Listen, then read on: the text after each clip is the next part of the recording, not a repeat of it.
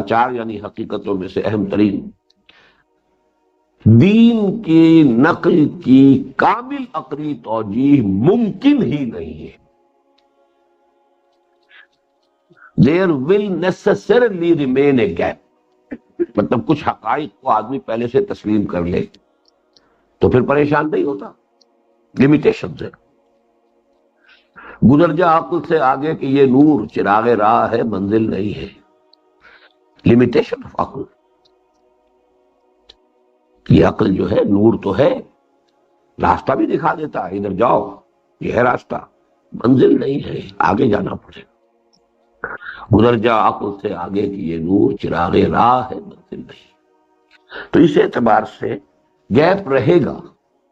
البتہ جیسے جیسے علم انسانی ترقی کر رہا ہے یہ اس نقل سے قریب تر. اچھا سبب کیا ہے کہ کیوں رہے گا اس میں گیپ؟ اس لیے کہ خاص طور پر وہ جو ہے حصہ علم کلام کا جو بنیادی ہے، عقائد والا حصہ، ما بعد و طبیعاتی نظریات جو بھی اسلام قرآن کے ہیں جن کو ہم ایمانی حقائق کہتے ہیں، ان کا معاملہ خاص طور پر یہ ہے کہ وہ اس عالم کے حقائق ہیں کہ جو ہمارے حواس کی گرفت سے باہر ہے. ہماری عقل اور منطق ساری اس کی جو جولان گاہ ہے وہ ہمارے حواس کا جو حصہ ہے جس میں وہ جولانی دکھا سکتے ہیں اسی تک ہے. ہمارے الفاظ اسی سے بنے ہیں، ہمارا انداز تعبیر اسی سے ماخوذ ہے. تو ان محدود، اور ہمارے منطق ہمارے اس کے اصول اسی کو گورن کرتے ہیں. تو ان محدود پیمانوں میں وہ حقائق ازلی و ابدی اور وہ مطلق حقائق ایبسولوٹ ریالٹیز آئی نہیں سکتی.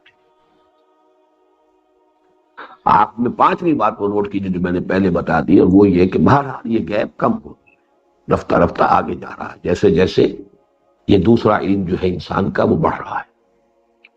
اس کا پہلا دور وہ تھا جس کے بارے میں آپ پڑھ چکے ہیں، جبکہ یونان کے فلسفے کا حملہ ہوا عالم اسلام پر.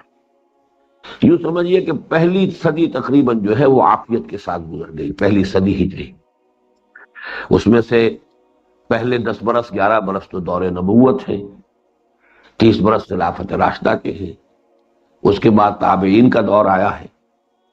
تابعین سے آگے مسئلہ چھڑ گیا. اب ایرانیوں کے ساتھ سابقہ پیش آیا. ایرانی منطقی تھے، فلسفی تھے. ادھر سے جب پھر دور بنو عباس میں خاص طور پر، اس لیے کہ پہلی صدی کے بعد ذرا فصل ہے کہ پھر یہ دور بنو امیہ بھی ختم ہو گیا اور پھر دور بنو عباس شروع. عباسی دور میں پھر جس تیزی کے ساتھ یونانی کتابوں کے، علم کی، حکمت کی کتابیں، فلسفے کی کتابیں، سائنس کی کتابیں، ان سب کا جو ترجمہ ہوا ہے بڑے پیمانے پر، تو اس سے تصادم پیدا ہوا. اس تصادم کے نتیجے میں ہمارا قدیم علم کلام وجود میں آیا. اب اس کے بارے میں مزید تفصیل میں نہیں جاؤں گا. یہ تو گویا کہ علم کلام کی ڈیفینیشن، اس کی ضرورت، اس کی لیمیٹیشنز، اس کا وہ دور اول. اب یہ دور ثانی ہے جس کے بارے میں کچھ گفتگو ہوئی تھی، جو پہلی چیز ہم نے پڑھی تھی اس اپنے تربیتی پروگرام میں. اس کا پہلا جملہ یاد ہوگا آپ کو کہ تقریباً 100 برس سے عالم اسلام پر جو ہماری روایتی مذہبی قیادت تھی اس کی گرفت کمزور ہو چکی ہے. یہاں سے بات شروع ہوئی تھی. اس لیے کہ ہمارے یہاں قیادت کی پہلے تو تثلیث وجود میں آ گئی تھی. یہ میرے اور دوسرے مضمون میں ہے، یہاں نہیں آیا، لیکن دعوت رجوع القرآن کے اندر اس پر پوری بحث موجود ہے. وہ تثلیث کیا تھی کہ سیاسی قائد، اور چاہے وہ خلفائے بنو عباس ہیں یا کوئی اور سلاطین ہے، جب وہ مرکزی خلافت کمزور پڑ گئی تو سلاطین اور امراء کے اپنے اپنے جو ہے، جیسے ہندوستان میں جب سلطنت مغلیہ کمزور پڑ گئی تو اپنے اپنے جگہوں پر راجے اور نواب جو ہیں ان کی اپنی حکومتیں ہو گئی. نومینلی وہ ایک طرح سے وفاداری کا ابتدا میں وہ جو بھی شہنشاہ ہوتا تھا اس کے ساتھ کوئی رشتہ رکھتے تھے. اس طرح خلیفہ بنو عباس جو ہوتا تھا بغداد میں بیٹھا ہوا، اس کے نام کا خطبہ تو چلتا تھا، باقی اس کی کوئی جورسڈکشن نہیں تھی. اسی لیے سلاطین و امراء ان کو یوں اس طریقے سے جمع کر لیں. یہ تو تھی سیاسی قیادت، سیاسی اور عسکری. دوسری قیادت علماء، مفسرین، محدثین، فقہاء اور متکلمین. آج اب یہ چوتھا لفظ ایڈ کر لیں. تیسری قیادت روحانی، صوفیاء، اولیاء اللہ، زاویے، خانقاہیں. یہ تین تھی. لیکن جب ظاہر بات ہے کہ آج سے 100 برس پہلے کیا ہوا تھا حادثہ کہ ہماری حکومت ختم، انگریز آ گیا. نتیجہ یہ ہوا کہ ہماری سیاسی قیادت تو لاک آؤٹ ہو گئی، وہ تو اب آ گئی غیر کے ہاتھ میں. تو اب وہ تثلیث کے بجائے امت مسلمہ میں وہ رہ گیا تصنیع قیادت، یعنی کچھ فقہا، وہ علماء اور کچھ صوفیاء. لیکن یہ کہ رفتہ رفتہ ان کی گرفت کمزور پڑ گئی.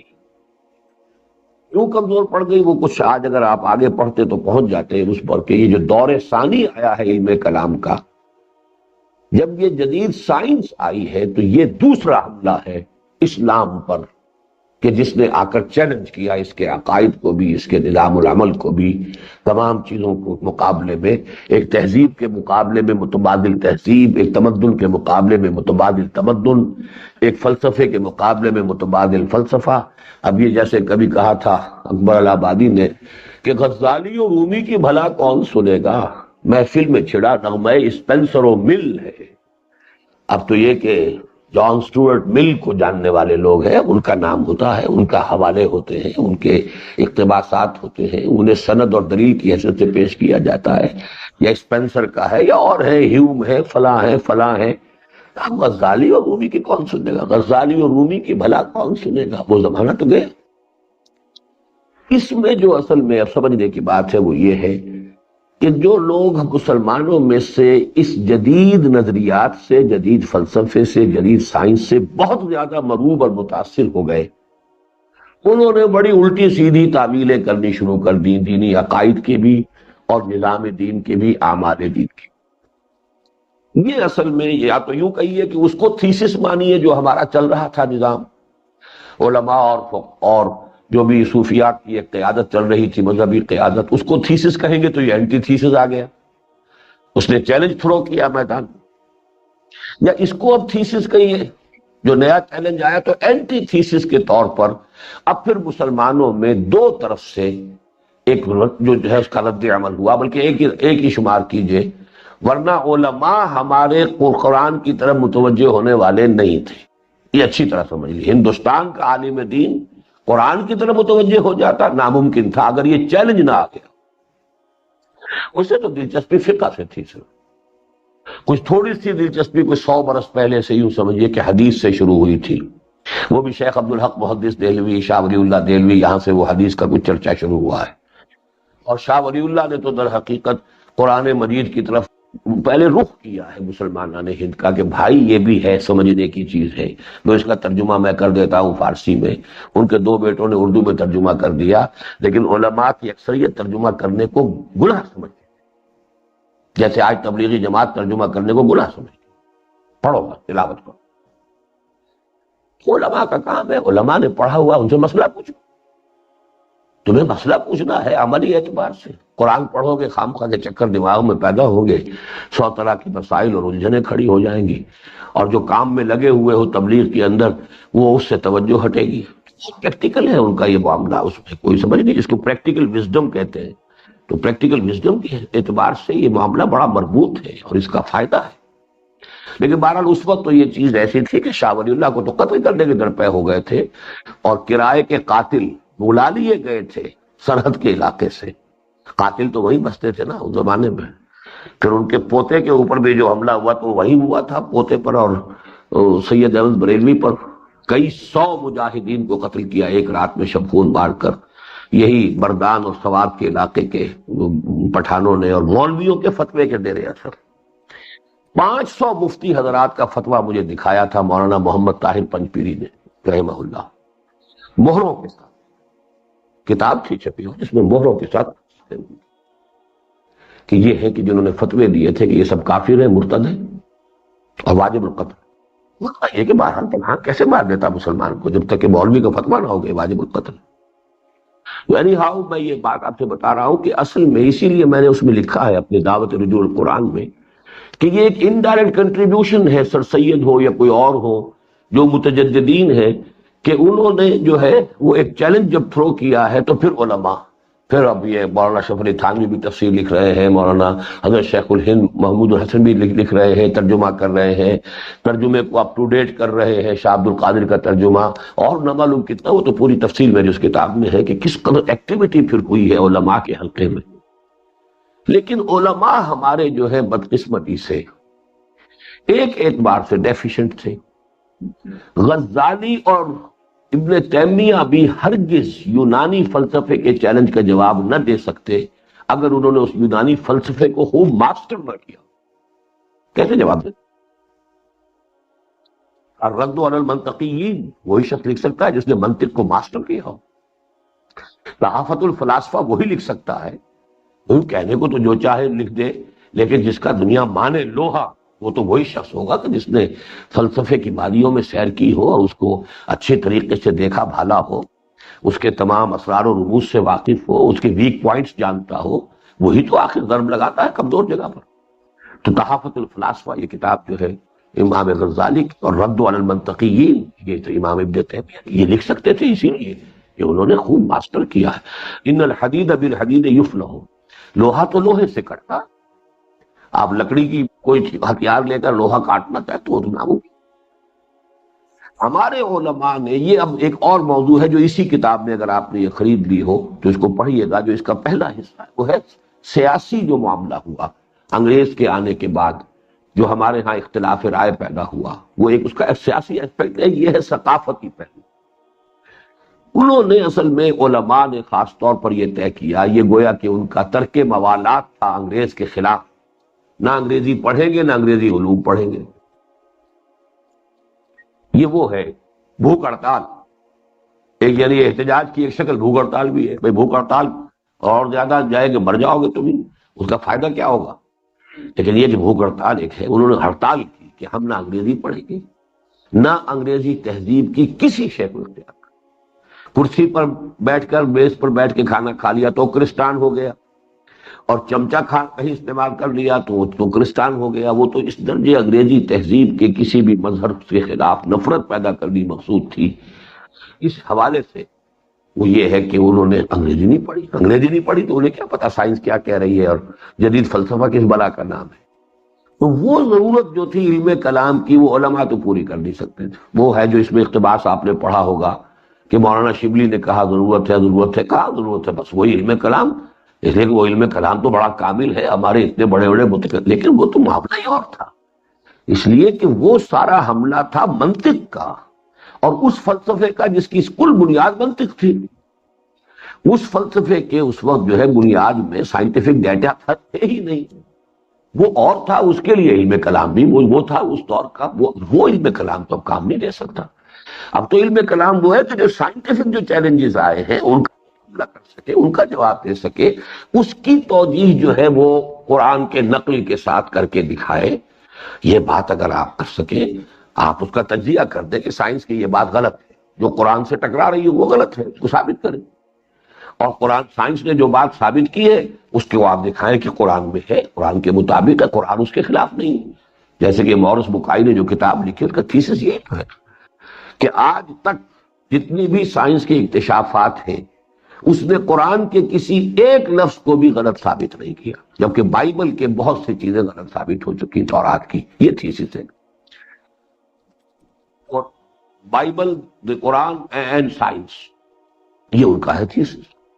اور وہ جو میں نے کئی مرتبہ عرض کیا اسے پھر یاد کر رہا ہوں، بائبل میں بھی کوئی شے خلاف سائنس نہیں ہو سکتی تھی، وہ تو صرف اس لیے ہے کہ اصل بائبل، اصل تورات، بک آف جینیسس، وہ تو گم ہو گئی۔ اس کے 100 برس کے بعد یادداشتوں سے کچھ لوگوں نے مرتب کیا ہے، تو پھر اس میں اس وقت کا ہیومن مائنڈ جو ہے کریپ ان کر گیا، اس وقت کی سطح جو تھی ذہنی وہ اس کے ساتھ جو ہے شامل ہو گئی، جو ان کی یادداشتوں کے ساتھ وہ شامل ہو کر، اور وہ ان کتابوں میں بک آف جینیسس اور بک آف ایکسوڈس جو بھی ہے اس میں شامل ہو گئے، اس لیے آگے ہیومن ایرر آ گیا، ورنہ نہ ہو قرآن کی طرح وہ بھی اللہ کا کرم۔ لیکن یہ کہ قرآن میں کوئی چیز ایسی نہیں ہے، اگر کوئی چیز ٹکرائی ہے تو وہ در حقیقت قرآن کی آج سے 1000 برس قبل کی تفسیر ٹکرائی ہے، لفظ نہیں ٹکرایا، اس لیے کہ اس وقت اس لفظ کی تفسیر وہی ہو سکتی تھی جو اس دور کی جو بھی علمی سطح تھی اس کے مطابق ہوتی ہے، اس کے آگے جو ہے وہ تو لیمیٹیشنز ہوتی ہیں، اس سے آگے آدمی نہیں جا سکتا۔ بہرحال علماء یہ کام نہیں کر پائے، تب یہ تیسرا طبقہ پیدا ہوا۔ یہ تیسرا طبقہ جس سے کہ ہم چلے تھے اپنی پہلی بحث میں، کہ ایک تیسرا طبقہ پیدا ہوا جو نہ تو ان متجددین میں سے تھا کہ جو سائنس سے مروب مطلق ہے، جنہوں نے سائنس کو سامنے رکھ کر اور مذہب کی غلط الٹی سیدھی تعبیریں شروع کر دی۔ دیکھ کاریگری حضرت سید اے دوست اے شیخ، دے گئے لوچ وہ مذہب کو کمانی کی طرح، مذہب کو موڑ دیا ادھر ادھر، فرشتہ کوئی شے نہیں، بس یہ تو فورسز آف دی نیچر کا نام فرشتہ ہے، بس اور کیا ہے، فرشتہ کوئی فرشتہ نہیں ہے۔ سائنس نے فورسز آف دی نیچر کی بات کی ہے۔ اسی طریقے سے جنات کوئی شے نہیں ہے۔ جن جو ہے وہ مشتعل مزاج انسان جو آگ بگولا ہو گیا، ہم کہتے ہیں وہ غصے میں آگ بگولا ہوگا، آگ تھوڑی ہو جاتا۔ اسی طرح استعارتاً کہہ دیا گیا وہ آگ سے پیدا کیے گئے مشتعل مزاج انسان، اکھڑ انسان، ایک مہذب انسان ہوتا ہے، کلچرڈ انسان ہوتا ہے، آپ اس سے اختلاف کریں وہ تحمل سے آپ کی بات سنتا ہے۔ لیکن ایک وہ شخص ہے کہ جو آگ بگولا ہو گیا، جسے حضور نے حدیث میں نفاق کی علامات میں شمار کیا، اذا خاصم فجر، ذرا اختلاف ہو، جھگڑا ہو، آپے سے باہر گالم گلوچ اور ہاتھا پائی پر اتر آئے، یہ نفاق کی علامت ہے۔ متحمل مزاج انسان، حلیم الطبع انسان، کلچرڈ انسان، متمدن انسان مختلف ہوگا، مہذب انسان۔ یہ تعویلات ہیں کہ جس کی وجہ سے وہ دین کا جو ہے حلیہ وہ بگڑ رہا تھا، وہ اب ایک طرف رکھ لیجئے۔ اور سر سید ہی کی ضروریت ہے، یہ علامہ مشرقی ہے تو اس کی ضروریت ہے، غلام احمد یہ جو پرویز وہ ان کی ضروریت، ڈاکٹر فضل الرحمان، یہ 12 اس اعتبار سے کہ ویسے سر سید بھی کم عالم نہیں تھے، بہت بڑے بڑے پختہ عالم، لیکن بہرحال ایک وقت کا امپیکٹ ایسا تھا، اس درجے اس کے اثرات تھے، آج ہم تو محسوس نہیں کر سکتے کہ وہ انگریز نیا آیا، نئی تہذیب آئی، وہ فاتح تھا، ہم مفتوح تھے، ہم جو ہے یوں سمجھیے کہ نیچے پڑے ہوئے ہیں، وہ عرش پر پہنچا ہوا ہے، تو اس کی مرغوبیت ہونی تھی۔ اور کسی نہ کسی درجے میں سیاسی تقاضے ایسے تھے کہ وہ ہندو کو گلے لگا رہا تھا، ہندو کو اوپر اٹھا رہا تھا، مسلمان کو اسے اندیشہ تھا کہ چونکہ ابھی یہ تخت حکومت سے گرا ہے، نیچے اترا ہے، اس کے اندر تو اپنے تخت کی بازیافت کا جذبہ زیادہ ہوگا، ہندو تو پہلے بھی غلام تھا، پہلے انگریزوں کا تھا، اب ہمارا ہو گیا، لہذا یہ تو خوگر ہے غلامی کا، ان کے لیے غلامی نئی شے ہے، لہذا یہ کہ ان سے ڈرنا چاہیے، ان کو دبانا چاہیے، مسلمانوں کو سپریس کیا۔ یہ ساری بحثیں ہیں اس کتاب کے حصہ اول کے اندر، کہ یہ جو سیاسی معاملات تھے اس کے بھی تقاضے تھے، تو سر سید اصل میں ان سب کے زیر اثر وہ اس دوسرے انتہا پر وہ نکل گئے۔ جیسے میں نے کہا، چاہے اسے تھیسس کہیں اور چاہے اینٹی تھیسس کہیں، بات تو ایک ہی۔ اگر اصل جو علماء کا معاملہ تھا وہ تھیسس تھا تو یہ اینٹی تھیسس ہو گیا، اور اگر یہ تھیسس تھا تو علماء نے جو اب کوششیں کی تفسیریں لکھنے کی کہ صحیح سلف کے عقائد کے مطابق جو بھی سنت اور حدیث کے مطابق تفسیریں کر کے عام کرے لوگوں کو، تاکہ تفسیر قرآن کے شوق میں لوگ سر سید کو پڑھیں گے تو نہ معلوم کہاں سے کہاں جا پہنچیں گے۔ لہذا یہ اس اینٹی تھیسس نے یا تھیسس نے علماء کو آمادہ کیا، میں نے جیسا کہ عرض کیا تھا، ورنہ واقعہ یہ ہے کہ وہ قرآن کی طرف توجہ کرنے والے نہیں تھے، وہ اس کا امکان۔ اس حوالے سے ہم کہہ سکتے ہیں، ایک خیر تو نے اچھا ہی کیا، دوست سہارا نہ دیا، مجھ کو لغزش کی ضرورت تھی سنبھلنے کے لیے۔ تو کبھی ایسا بھی ہوتا ہے کہ کسی دشمنی کا جو فائدہ کسی کے حق میں جو ہے نکل آتا ہے کسی پہلو سے۔ بہرحال اس تھیسس اور اینٹی تھیسس کا سنتھیسس ہے کہ جو یہ درمیانی طبقہ ہے، ان درمیانی طبقے میں بھی اب دو حصوں میں ان کو تقسیم کر لیجیے۔ ایک وہ ہے کہ جن کی اوریجنل سورس قریب تر تھی قدیم علماء کی، وہ کون ہے؟ علامہ شبلی، وہ تو تھے بہرحال علماء میں سے تھے، علامہ تھے، قدیم علوم ہی کے فارغ، اسی کے ماسٹر۔ ایک وہ ہے کہ جس کا اصلی سورس جدید سے قریب تر تھی، وہ اقبال۔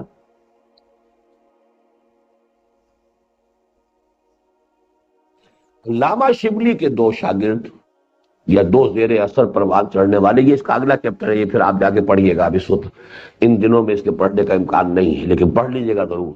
ابھی یہ بحثیں آپ کے ذہن میں تازہ ہیں، تو یہ کتاب جو ہے اس کو اول سے حرف آخر تک اس کا مطالعہ آپ ضرور کیجیے گا، اور اس وقت اس کا پڑھنا سمجھنا آسان ہوگا، ورنہ آپ اس سے پہلے کرتے تو الجھ جاتے ہیں۔ اور میں اپنی اس میں قصور اپنا مانتا ہوں کہ میری بھی چونکہ تحریر جو ہے پالش نہیں ہوئی، جیسے علامہ اقبال کا میں نے کہا کہ وہ چونکہ فلسفے کے استاد نہیں رہے، لہذا ان کی کتاب جو ہے ریکنسٹرکشن بہت ہی دقیق اور بہت ہی ثقیل، اس میں جو ایکسپریشن ہے، مجھے بتا رہے تھے ابھی کل چودھری انوار الحق صاحب کہہ رہے تھے کہ ایک ایک صفحے پر ایک ایک جملہ چل رہا ہے، ایک جملہ ہے ختم ہی ہونے میں نہیں آتا، شیطان کی آنکھ کی طرح۔ اب وہ آدمی کے لیے بڑا مشکل ہو جاتا ہے کہ اس کا انالیسس اس کے سامنے رہے، تو یہ اسی لیے کہ وہ تحریر جو ہوتی ہے سلیس تحریر، وہ ان کے ہاں نہیں ہے، اس لیے کہ استاد نہیں رہے فلسفے کے۔ اسی طرح چونکہ میرا معاملہ یہ رہا ہے کہ اسپوکن ورڈ میرا میڈیم رہا ہے اپنی دعوت کا، تبلیغ کا، جو تحریک کا میں نے جس میں کہ استعمال کیا ہے، اور ریٹن ورڈ نہیں رہا ہے، تو میری وہ پالش نہیں ہے تحریر، اس میں ثقالت ہے، اس میں سختی ہے۔ دوسری ثقالت کی دوسری وجہ یہ ہے کہ چونکہ میں نے اس کو ایک نظریے کے طور پر، شعوری طور پر اختیار کیا ہے کہ اصل میرے مخاطب جو ہے وہ اصحاب ہیں جنہیں ہم عاقلی کہتے ہیں، تو اس لیے کہ عوام الناس کے لیے تبلیغ اور تسہیل کی ضرورت ہوتی ہے، لیکن وہ چونکہ اول ٹارگٹ وہ ہے جو ہمارے ہاں کے جو بھی انٹلیکچوئلز ہیں، جو بھی سطح ہے سوچنے والوں کی، لہذا اس میں پھر ظاہر بات ہے کہ ان کے پیش نظر رکھ کر بات کی جاتی ہے۔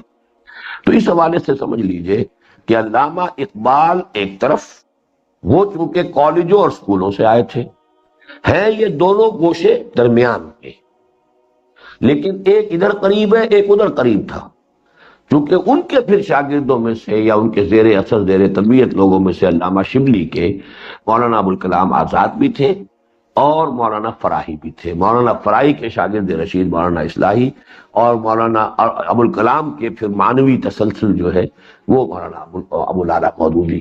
تو یہ ذہن کے اندر ثقافتی جو ہے ایک شجرہ نسب بنا لیجئے۔ علامہ اقبال کا جو بھی کام تھا اس کے حوالے سے جو آگے بڑھے ہیں تو وہ ڈاکٹر رفیع الدین ہے اب تک۔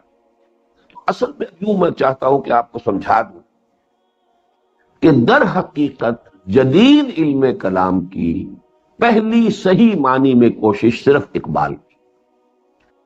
مولانا مودودی نے علم کلام نمبر 3 میں کچھ طبع آزمائی کی ہے، وہ کیا تھا یاد ہے آپ؟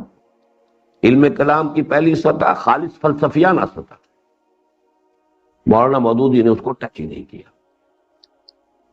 دوسری سطح علم و اسرار الشریعہ، یہ کام شاہ ولی اللہ بہت خوبصورتی سے کر چکے تھے، لہذا اس کے حوالے کا کافی سمجھا گیا ہے، لیکن پھر بھی ایک درجے میں مولانا نے نماز کی حکمت کیا ہے، روزے کی حکمت کیا ہے، یہ جو حقیقت صوم اور حقیقت صلاۃ، ان تمام چیزوں کے اوپر بھی یقیناً ان کی کوئی کنٹریبیوشن ہے، لیکن ان کی اصل کنٹریبیوشن کیا ہے؟ نظام، سیاسی نظام کیا ہے، معاشی نظام کیا ہے، معاشرتی نظام کیا ہے، یہ دو میدان ہیں۔ اس اعتبار سے ان دونوں میدانوں میں میں متکلم اسلام اس دور کا مولانا مودودی کو تسلیم کرتا ہوں۔ اس حوالے سے بلکہ ایک بات آپ اس میں پڑھیں گے شاید بعد میں چل کر، اور وہ اگر آپ پڑھیں گے خود، یہاں آج اب ہمیں نہیں پڑھنا ہے، کہ میں سمجھتا ہوں کہ یہ جو 3 گوشے ہیں نظام کے، اس میں as a political scientist of Islam تو مولانا مودودی ٹاپ پر ہے پوری دنیا میں، کوئی آدمی قریب نہیں ہے، اور یہ ساری تحریکوں نے سب پوری سے اخذ کیا ہے۔ نمبر 2 سماجی نظام، جس کے لیے کہ ان کی کتاب پردہ جو ہے وہ تھی اصل میں ماسٹر پیس، اس میں بھی وہ بہت حد تک صحیح جگہ پر پہنچے ہوئے۔ آخر میں آ کے تھوڑا سا انہوں نے وقتی اثرات کے تحت پردے کے معاملے میں ڈھیل کی ہے، جو اصل شریعت کا موقف ہے اس سے ذرا نرمی اختیار کی، لیکن تیسرے لیول پر وہ بہت پیچھے رہ گئے۔ معاشی نظام کے ضمن میں سود کی حرمت کو تو انہوں نے صحیح سمجھا اور اس کو دلائل کے ساتھ بیان بھی کیا ہے، لیکن ایبسینٹ لینڈ لارڈزم اس کو جواز دے گئے، اور یہ he has fallen short۔ حالانکہ اقبال اس معاملے میں بھی ان سے بہت آگے، اس نے جہاں سود کی مذمت کی ہے بھرپور کی ہے اور بہت زوردار انداز میں کی ہے، وہیں پر اس نے یہ جاگیرداری اور زمینداری اس کی بھی کی ہے، اور جو اس کا آخری پیغام ہے جو ابلیس کی مجلس شورا میں سامنے آتا ہے، اس میں انہوں نے اس سے بڑھ کر اور کیا فکر و عمل کا انقلاب، بادشاہوں کی نہیں اللہ کی ہے یہ زمین، یہ جو ہے میں سمجھتا ہوں کہ اس کا نعرہ، اور یہ چونکہ آخری نظم ہے اس کی زندگی کے آخری نظموں میں سے، تو پیغام اقبال اگر دیکھنا ہو تو آپ کو فوراً ریفر کرنا چاہیے اس طویل نظم کی طرف جو ابلیس کی مجلس شورا کے نام سے وہاں۔ بہرحال یہ صرف ایک اشارہ تھا آپ کے فردر مطالعے کے لیے۔ تو حقیقت میں صرف فلسفے کی بنیاد پر، چونکہ اقبال فلسفے کے میدان کا آدمی تھا، اس نے فلسفہ پڑھا. پھر یہ کہ ابوالکلام آزاد اور مولانا مودودی یہ دونوں ایسے افراد ہیں کہ جنہوں نے باضابطہ تعلیم نہ ادھر کی حاصل کی نہ ادھر کی حاصل. وہ سارے سیلف میڈ جسے آپ کہتے ہیں، ساری تعلیم ان کا اپنا مطالعہ، اس میں وہ تو یقیناً ایک مہارت تامہ بہم پہنچ جانی اور بات ہے، لیکن ایک ہوتا ہے درجہ بدرجہ کسی نظام کے تحت تعلیم حاصل کرنا. اس سے جو پختگی ہوتی ہے، جیسے کہ آپ ٹھوک بجا کر جو ہے وہ سیمنٹ کا آپ نے مارٹر ڈال دیا، پھر اوپر سے تھپکی دے رہے ہیں اس کو، تبھی پھر وہ جو ہے سیٹ ہوتا ہے صحیح صحیح، اور ہر تمام کونے کے اندر جو ہے وہ مارٹر پہنچ جاتا ہے.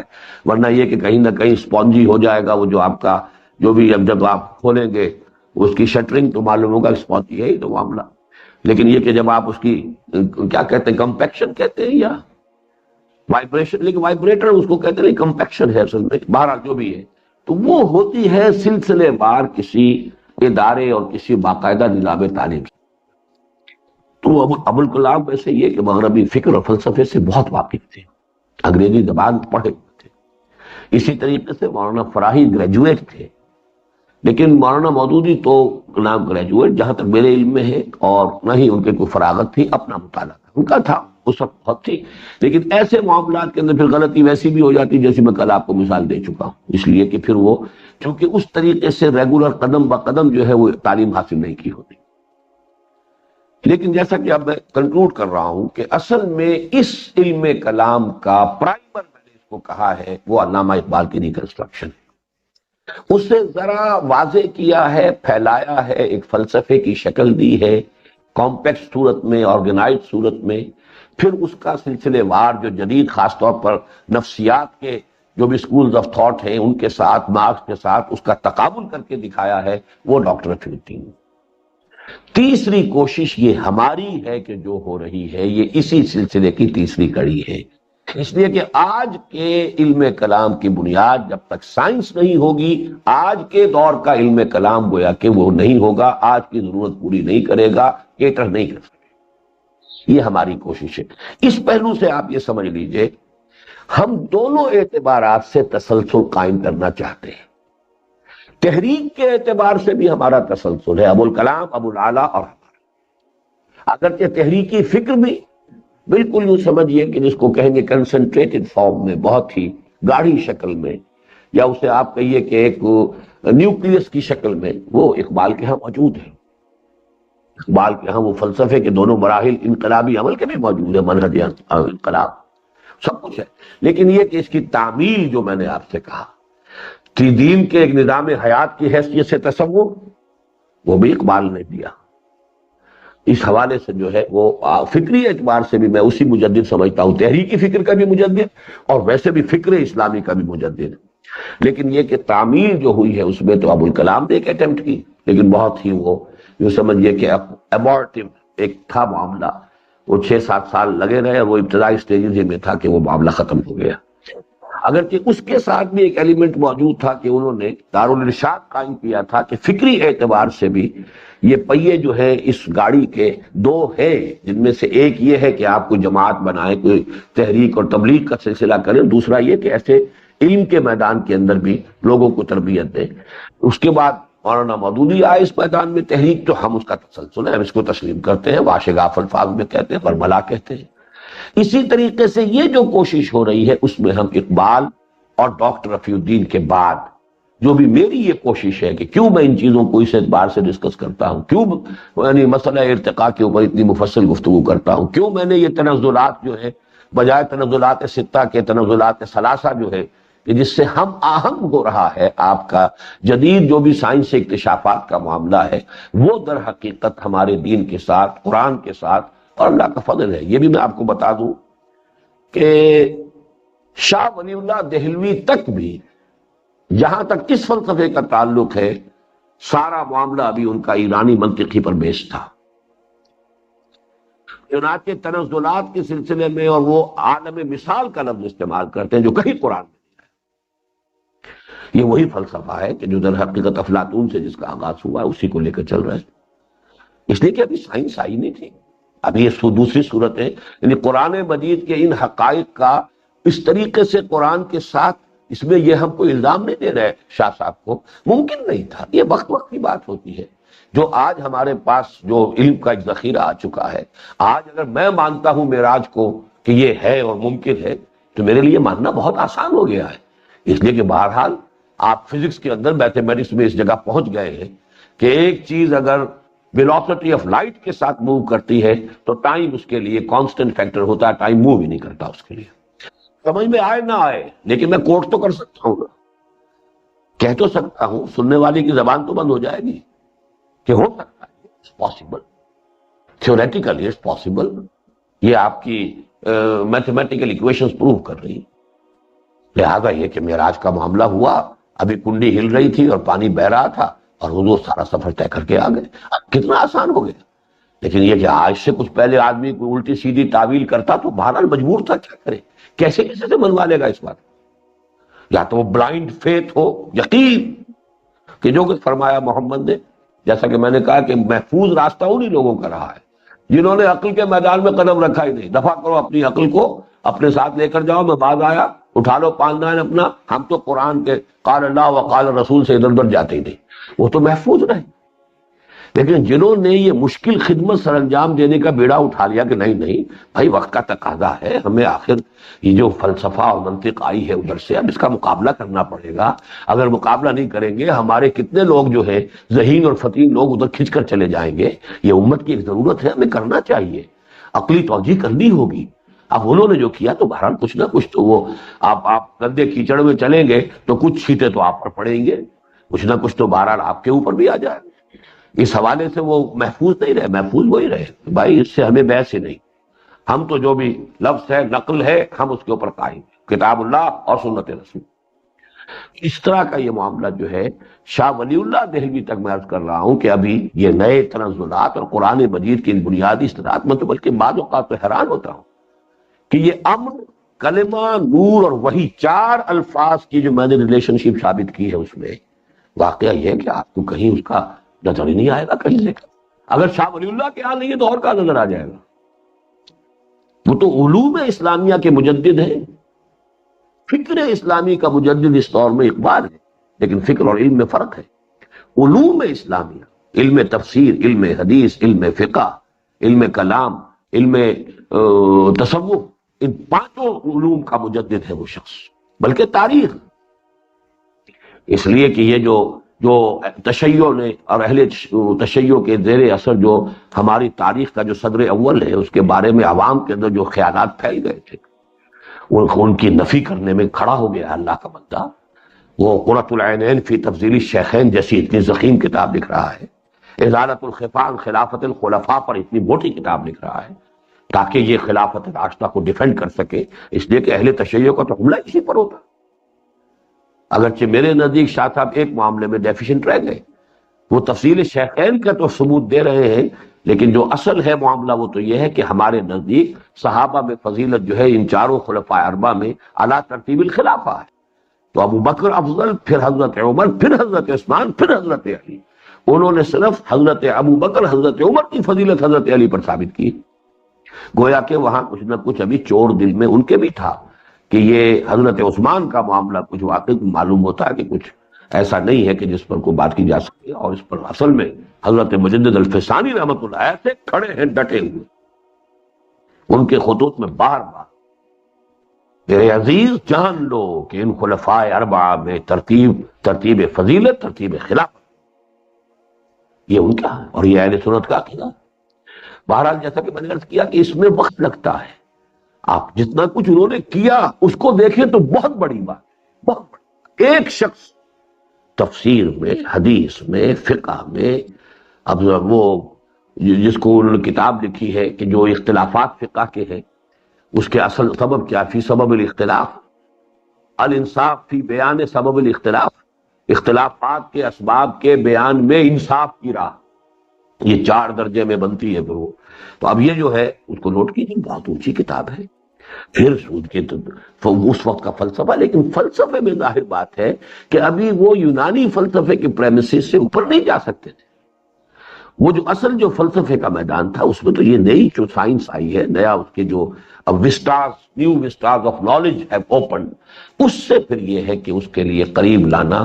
تو اس میں جیسا کہ میں نے عرض کیا، جیسے کہ ہماری تحریک عملاً ابو الکلام ابو العلا اور ہماری یہ تنظیم اسلامی، یعنی حزب اللہ، جماعت اسلامی، تنظیم اسلامی، اسی طریقے سے اس نئے علم کلام میں اقبال، رفیع الدین، اور پھر جو مسائی میری ہے، اگرچہ وہ اس انداز میں نہیں ہے کہ میں چونکہ فلسفے کا استاد نہیں رہا، فلسفے کا طالب نہیں، میں فلسفیانہ کتاب لکھوں، لیکن یہ کہ بہرحال وہ چیزیں میں نے بنیادی مسائل جو ہے کہ ان کو قریب لا کر جوڑ دیا جائے وہ میں نے کیا ہے. آگے کچھ لوگ ہمت کریں، اس کو آگے ڈیولپ کریں، اس کو لکھیں، کتابوں کی شکل دیں، تو انشاءاللہ تعالی اس سے وہ اصل ضرورت پوری ہو جائے گی. نمبر 2 جو بات میں عرض کر رہا تھا کہ حقیقت انسان پر ہم نے جو کچھ پڑھا اور حقیقت حیات انسانی، اس کو بھی ذہن میں تازہ کیجئے. حیات انسانی کے ضمن میں خاص طور پر جو میں نے فگر بنائی تھی تو وہ میں سمجھتا ہوں کہ مغالطہ آمیز ہو سکتی ہے، تو اس لیے میں اسے دوبارہ چاہتا ہوں کہ ڈرا کر دوں اور آپ اس کو اس کی تصحیح کر لیں. کوئی ہے؟ ہاں، رنگ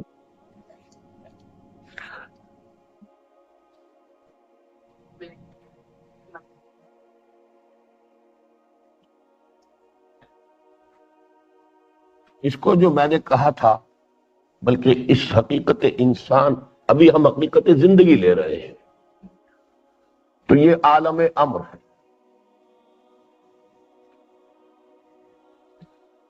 اس عالم امر میں، اس کو میں ڈاٹڈ اس لیے بنا رہا ہوں، یہ میں بعد میں اس کی وضاحت کر دوں گا. ارواح کی تخلیق ہوئی، یہ وہ روح ہے.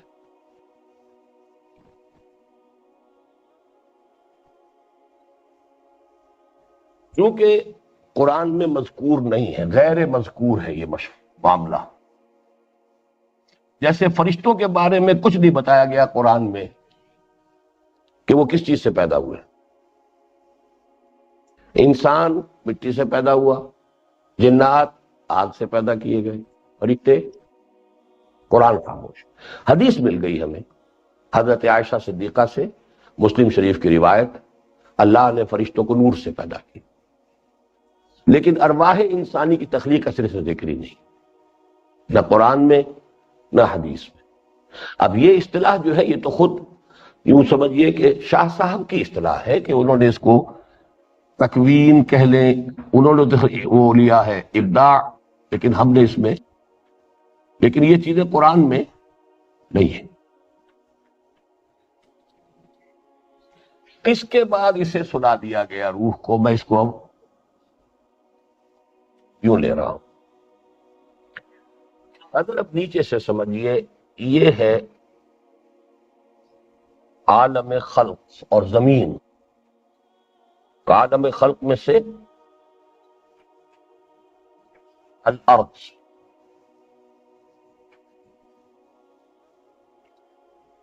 یہاں سے ایک انسانی حیولہ بنا،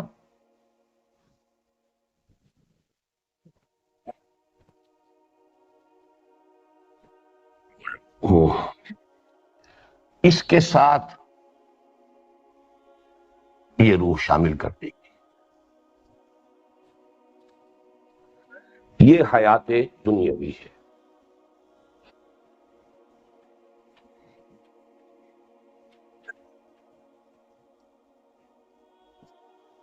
یوں سمجھیے یہ تو ہے تخلیق اولا. اب دیکھیے خلق کے لفظ کو آپ سمجھیے کہ یہ جنرک ٹرم ہے، یہ عام ہے. ابداع، تکوین، ایجاد یہ خاص ہے. نبوت عام ہے، رسالت خاص ہے، لیکن ہر رسول نبی بھی ہے. اس معنی میں خلق عام ہے، ابداع خاص ہے، تو ابداع بھی لازماً خلق ہے. اس لیے میں اس کو تخلیق اول کہہ رہا ہوں، کیونکہ یہ لفظ قرآن میں آیا ہے، اس لیے میں نے یہاں پر. لیکن یہ ہماری حیات اول ہے، جس کا واقعہ جو ہے اہم عہد الست ہے. یہ اماتہ اولا ہے.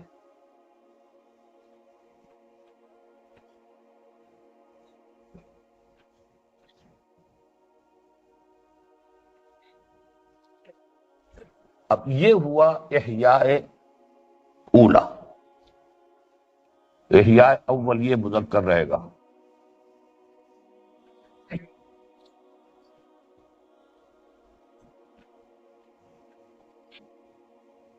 یہ ہوا اماتہ ثانیہ.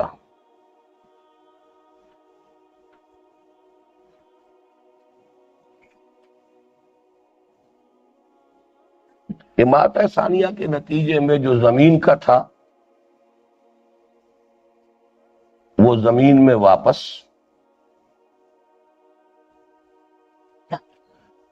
البتہ روح کے ساتھ اس کا ایک خلاصہ ساتھ جائے گا جسے ہم جان کہتے ہیں، نفس.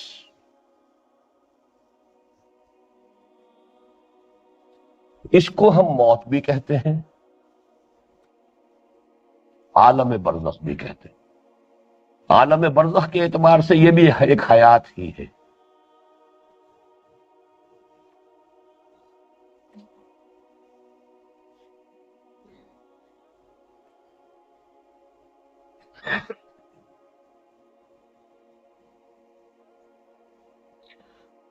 اس کے بعد اسے اسی زمین سے ایک اور جسد دیا جائے گا.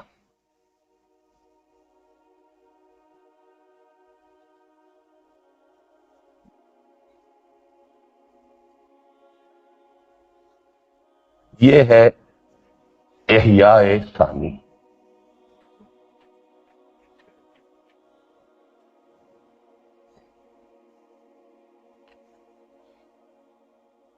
اس کے بارے میں قرآن تو بس یہ بتاتا ہے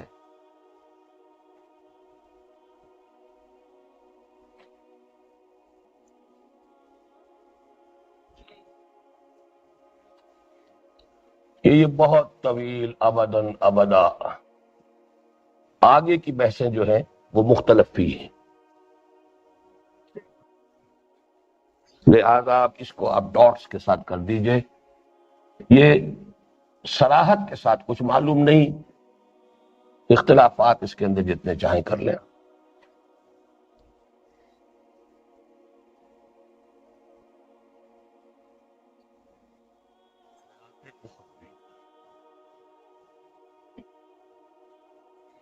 یہ چلتی جائے گی، بلکہ یہیں سے شروع ہو گئی حشر و نشر حیات. آگے دو آراء ہیں، بلکہ تین. ظاہر کتاب تو یہی بتاتی ہے کہ یہ سب ابدی ہے، ہمیشہ ہمیشہ. جنت بھی ابدی، جہنم بھی. انہا لجنت ابدا اور لنار ابدا. ایک رائے جو اس لیے ہم کہہ سکتے ہیں برملا کہ وہ ابن تیمیہ کی بھی ہے، نہ صرف ابن عربی کی رحمہم اللہ، وہ یہ ہے کہ جنت ختم ہو جائے گی، جو جنت باقی رہے گی اور دوزخ ختم ہو جائے گی. ایک رائے ہے کہ جو پھر فلسفے اور تصوف میں چوٹی پر جا کر یہ دونوں ہی ختم ہو جائے گی. جو ڈیوائن ایسنس تھا اس میں سے وہ واپس مین سٹریم میں لوٹ جائے. وہ ابدیت تو ہو گئی لیکن وہ ذات باری تعالیٰ کے اندر ہے. یہ چیزیں جو ہے یہ گویا کہ دوسرے فلسفے سے متعلق ہے، لیکن جہاں تک کا معاملہ جو ہے میں نے قرآن مجید سے ثابت کر دیا. اور اس میں نوٹ کر لیجئے کہ جو اس کی نص سری والی آیت ہے وہ تو سورہ غافر کی ہے، یا اس کا نام سورہ مومن بھی ہے. ربنا امتنا اثنتین واحییتنا اثنتین فاعترفنا بذنوبنا فہل الی خروج من سبیل. تو آیات حکمت میں سے سب سے اوپر ٹاپ پر آپ اس کو اپنے ہاں اس اپنے پروگرام کیا جو بھی لب لباب ہے اس آیت کو ٹانک کر لے جائیں ذہن میں، یاد ہو جانی چاہیے.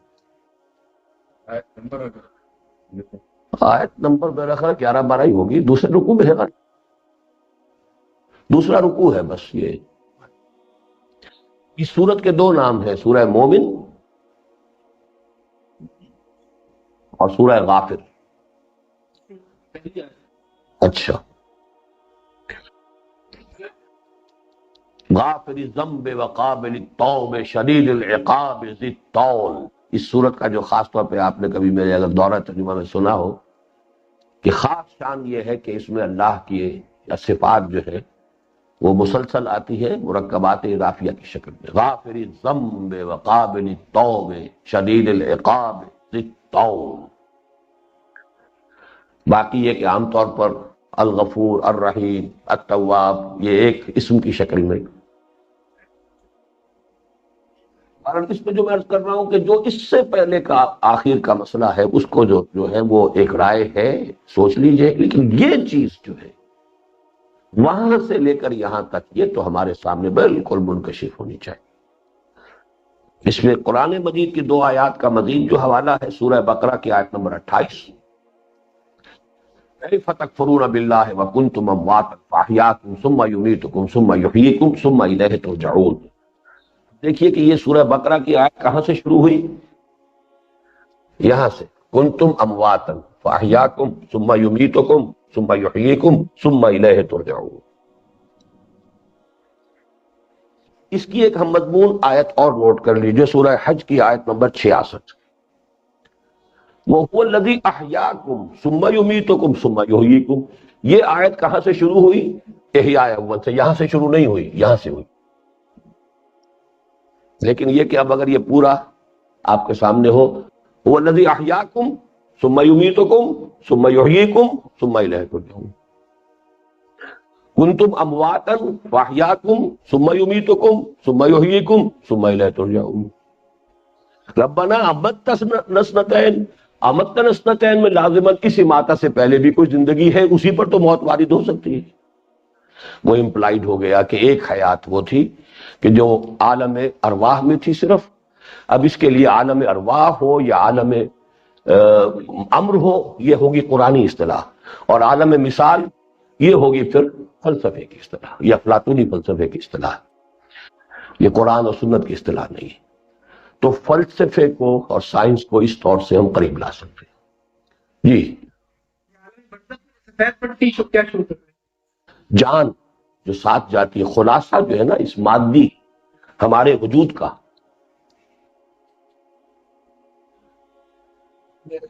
ساتھ جائے گی نا، اسی پر تو وہ عذاب و ثواب قبر کے اندر جو ہو رہا ہے۔ اسی لیے میں نے کہا تھا موت پہ کہا جاتا ہے اخرجوا انفسکم، وہ جو چیز ہماری جائے گی وہ ہمارے اس مادی وجود کا خلاصہ ہے، لب لباب ہے۔ موت کے وقت وہ اس کو قبض کرتا ہے فرشتہ، اللہ یتوفی الانفس حین موتها والتی لم تمت فی منامها۔ یہ تو اگر آپ چیزیں سمجھ لیں گے تو قرآن مجید کی آیتیں اب آپ کو روشن نظر آئیں گی کہ یہ لفظ یہاں کیوں آیا ہے۔ اللہ الذی یتوفی الانفس حین موتها، یہ جو اصل میں ایک ایک لفظ جو وہاں آیا ہے اس فلسفے کی، اس پورے حکمت کی، یہ اصل میں تصویر یا یہ، اسی لیے پھر یہاں پر وہ نوٹ کر لیجئے، اب منہا خلقناکم وفیہا نعیدکم ومنہا نخرجکم تارۃ اخری۔ یہ جان کہاں سے چلی آ رہی ہے؟ اسی جگہ سے وہ تو اسی میں شامل ہے نا، اسی کا خلاصہ میں نے دیا نا، سفید رنگ میں اسی لیے دیا، وجود حیوانی جو ہے اس کا خلاصہ۔ اور اصل میں اب میں ایک بات اور بتا دوں، یہ کہاں ہوتے ہیں عالم برزخ میں؟ ہاں، کتاب الفجار، کتاب الابرار، اعمال نامہ مراد نہیں ہے یہاں پہ، ایک قول یہ موجود ہے کہ اس سے مراد ویسے ارواح کہہ دیا ہے، لیکن ارواح کے لفظ کی بجائے وہ جانیں جو ہیں، اس لیے ہمارے اعمال کے اثرات ثبت ہو رہے ہیں ہمارے اپنے وجود کی معنوی حقیقت۔ جیسے فرمایا گناہ کیا دل پر داغ ہو گیا، اب یہ کہ دل کہیں، روح کہیں، جان کہیں، کوئی شے ہے کہ جو قبض کی گئی ہے، اور یہ یا اب ہے علیین میں اور یا ہے سجین۔ اللہ ان کتاب الابرار لفی علیین، یہ میں نے سورہ مطففین کا جب درس دیا تھا تو یہ ساری چیزیں میں اپنے درس کے دوران لا چکا ہوں۔ وہ تو یہ کہ وہ پھر منتشر ہیں، مختلف جگہوں پر ہیں، تو اس 4 روزہ پروگرام کا صرف یہ حاصل ہے کہ وہ یکجا ہو کر ایک مربوط نظام کی حیثیت سے سامنے آ جائے، ورنہ یہ بڑی مشکل آیت ہے کتاب الفجار لفی علیین، کیا مراد؟ کتاب اعمال نامے وہاں رکھے ہوں، کتاب الابرار لفی علیین، کتاب مرقوم یشہدہ المقربون. اچھا جی، وہ کولڈ اسٹوریج میں جائے گی. پتہ نہیں ہاٹ میں رہے گی کہ کولڈ میں رہے گی. اگر جہنم کا وہ ہے روح، اب دیکھیے اس میں تفاصیل میں اس سے زیادہ میں اگر میں نے اسی لیے یہ چیز جو ہے اس وقت اس لیے دہرائی ہے کہ سوال جواب میں کھینچ تان میں خواہ اور مزید آدمی جاتا ہے. جس حد تک مجھے یقین کے ساتھ معلوم ہے وہ میں نے اتنا بتا دیا. اس سے آگے کی مین میں کریں گے تو اس میں غلطی کا احتمال ہے، نہ وہ ہمارے پاس علم ہے اس کا، لیکن یہ کہ جس حد تک معلوم ہے اس حد تک وہ یہ بات ہے. اسی لیے میں نے آگے یہ ڈاٹس وغیرہ کا معاملہ بھی کر دیا ہے کہ یہ چیزیں جو ہے یہ ایک خیال ہے، ایک آئیڈیا ہے، لیکن یہ چیزیں جو ہے یہ منسوس ہے، اور قرآن اور سنت کے یہ پہلو نگاہوں سے چھپے ہوئے ہیں اس فکر کے کہ جو فکر اب احیاء اسلام کا نمبردار کھڑا ہوا ہے. تو اس کا اگر یہ فکری پہلو مفلوج ہوگا تو نہیں ہوگا، وہاں بات نہیں بڑھے گی، نہیں جائے گی وہاں تک.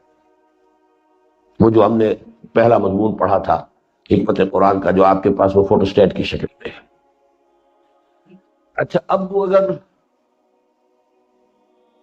حقیقت انسان اس کا حاصل کیا ہے، اس میں آیت قرآنی جو حکمت اس کی بنیاد ہے، وَلَا تَكُونُوا كَالَّذِينَ نَسُوا اللَّهَ فَأَنسَاهُمْ أَنفُسَهُمْ، سورہ حشر کے آخری رکوع کی آیت. ثابت ہوا کہ انسان کی کوئی ایسی حقیقت بھی ہے جس سے انسان غافل ہو جائے.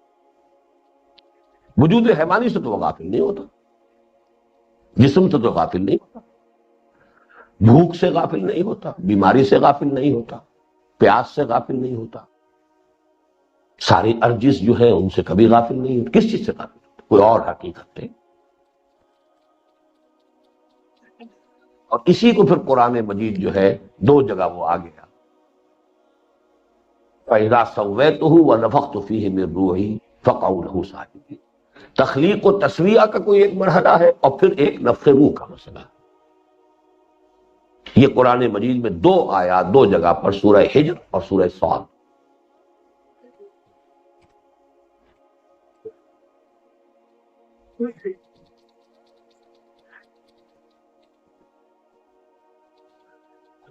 یہ کہ انسان کی اب تخلیق کے بارے میں اتنی بات تو جو میں نے اس طرح پڑھ لی تھی، اس طرح واضح کی ہے کہ یہ دونوں وجود absolutely independent of each other and complete and self sufficient in them سیلفس.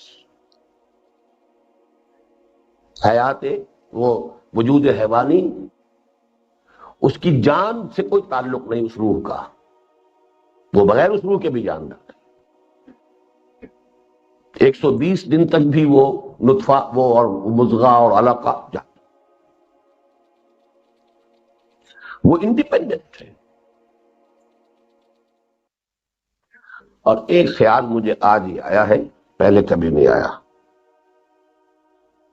یہ جو قرآن کہتا ہے کہ وَلَقَدْ ذَرَأْنَا لِجَهَنَّمَ كَثِيرًا مِنَ الْجِنِّ وَالْإِنسِ، ہم نے بہت سو کو تو پیدا ہی کیا جہنم کے لیے.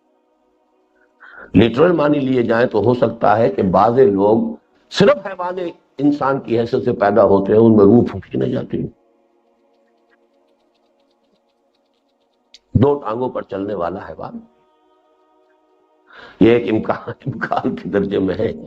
اصل میں دیکھیے ہوتا کیا ہے، منطقی ذہن جب ہے کوئی صغرا کبرا آ جائے، اب وہ آگے چلتا ہے، پھر وہ کمپلشن ہوتی ہے لاجک کی کہ وہ آگے آپ کو دھکیلتی ہے.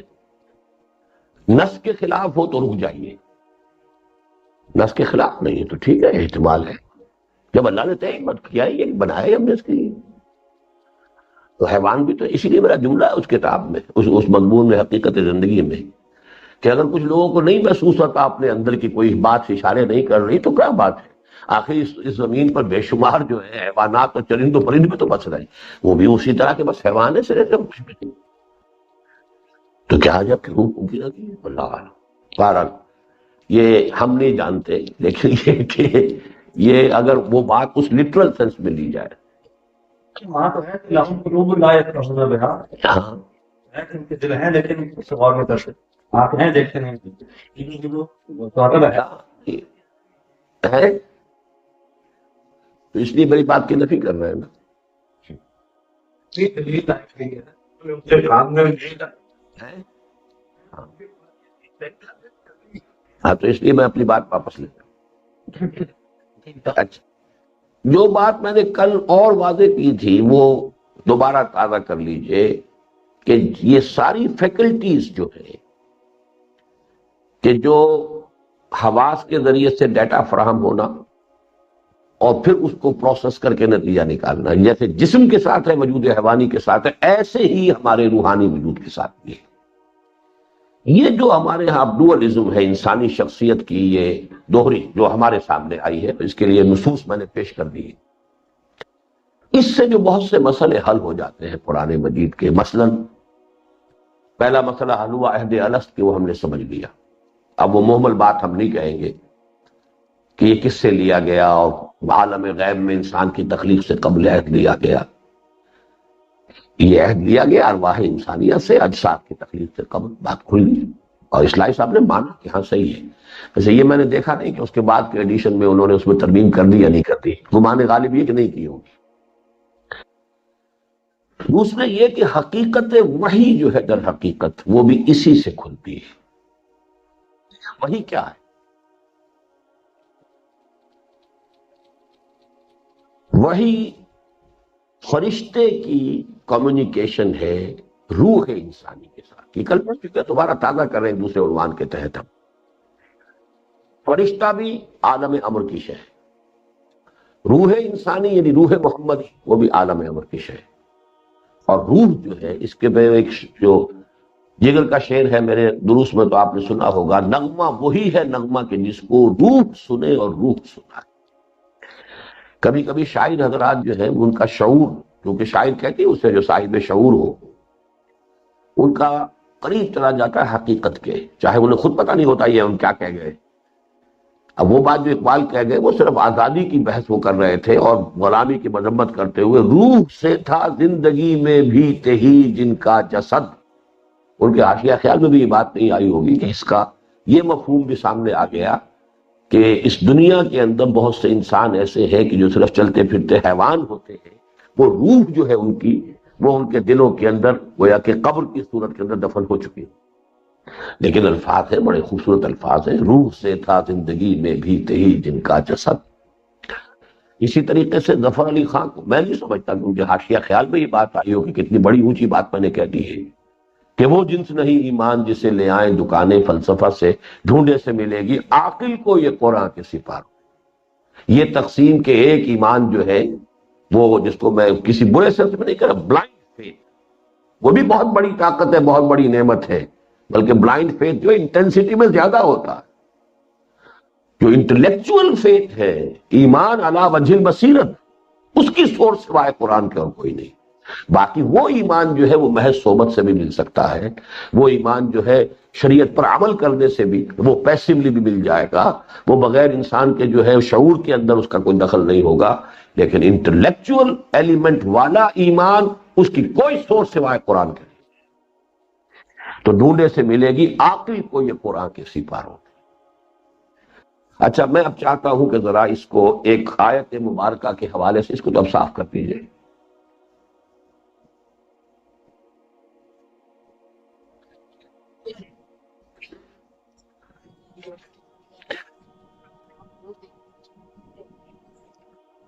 آخری سے پہلی آیت ہے، اقسام وحی کے ضمن میں وہ قرآن کا ذروہ سنام ہے.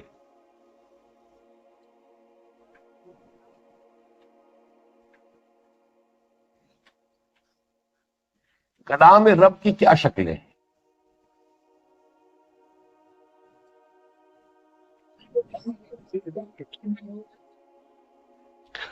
ما کان لبشر ان یکلمہ اللہ، کسی انسان کا یہ مقام نہیں ہے، اس کی یہ حیثیت نہیں ہے کہ اللہ اس سے کلام کرے.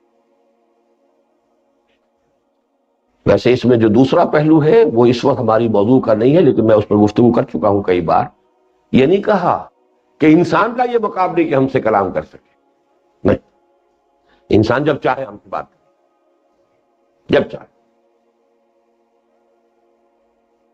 لیکن اس کا یہ مقام نہیں کہ اللہ اس سے کلام کرے. لیکن کلام کرتا ہے تو اس کی کیا کیا شکلیں ہیں؟ جو اس آیت ہے الا وحیا او من ورائے حجاب او یرسل رسولا فیوحی باذنہ ما یشاء. اب اس میں لفظ وحی آیا ہے 2 بار، اور اس کے درمیان میں جو ہے اللہ کا براہ راست کلام ہے من ورائے حجاب. اس کو اور احادیث میں جو شکلیں آئی ہیں وحی کی، ان کو جمع کیجئے تو یہ آپ کے سامنے ٹیبل رہنا چاہیے. ایک ہے بلا واسطہ کلام.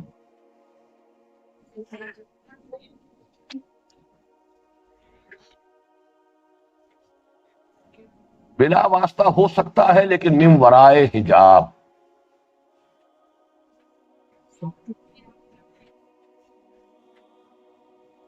اور بلا واسطہ وحی.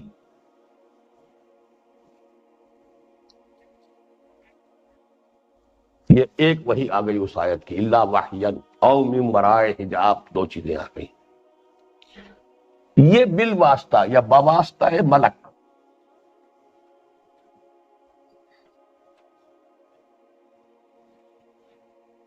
اس کی بھی 2 شکلیں ہیں، وحی اور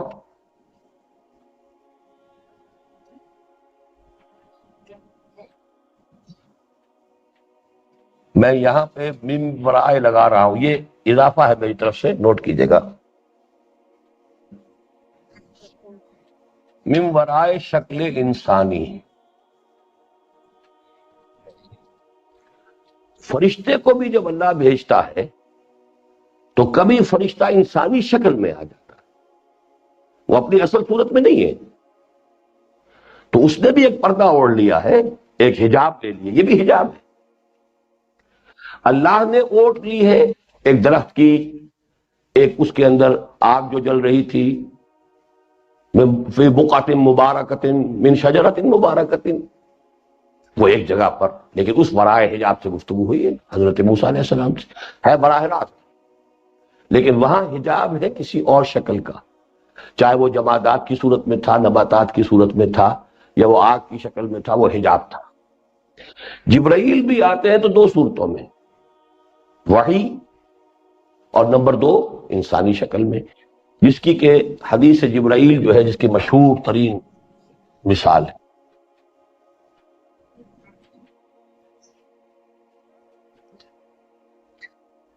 اس میں جو میرا ایک یہ ہے میری سوچ، یہاں تک تو بات واضح ہو گئی.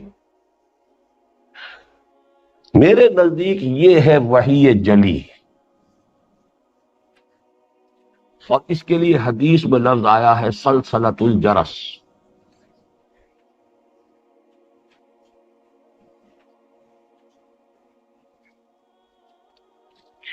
یہ ہے وحی خفی.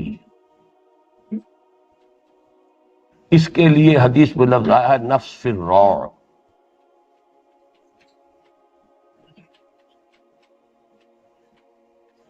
اور اسی میں ہے القاء، الہام، رویا دونوں شکلوں میں ہو سکتا ہے، فرشتے کی معرفت بھی، لیکن تحدیث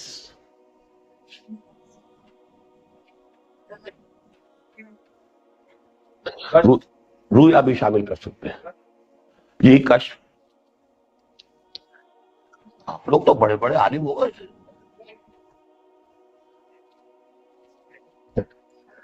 اب تو آپ ماشاءاللہ مجھے پڑھا سکتے ہیں.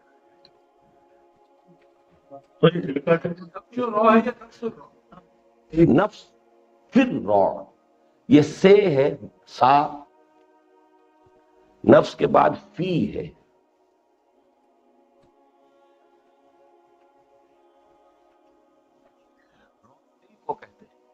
نفس کہتے ہیں پھونک مارنا، نفاثات فی العقد، قل اعوذ برب الفلق من شر ما خلق ومن شر غاسق اذا وقب ومن شر النفاثات ومن شر النفاثات فی العقد. دوسری بات جو میری رائے ہے وہ یہ ہے کہ قرآن صرف اس وحی کا نام ہے.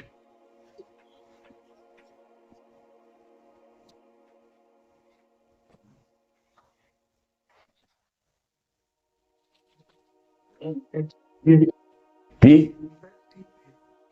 جی ہم نے اگر آپ کو انسان وہ فرشتہ تھا اصل شکل کے،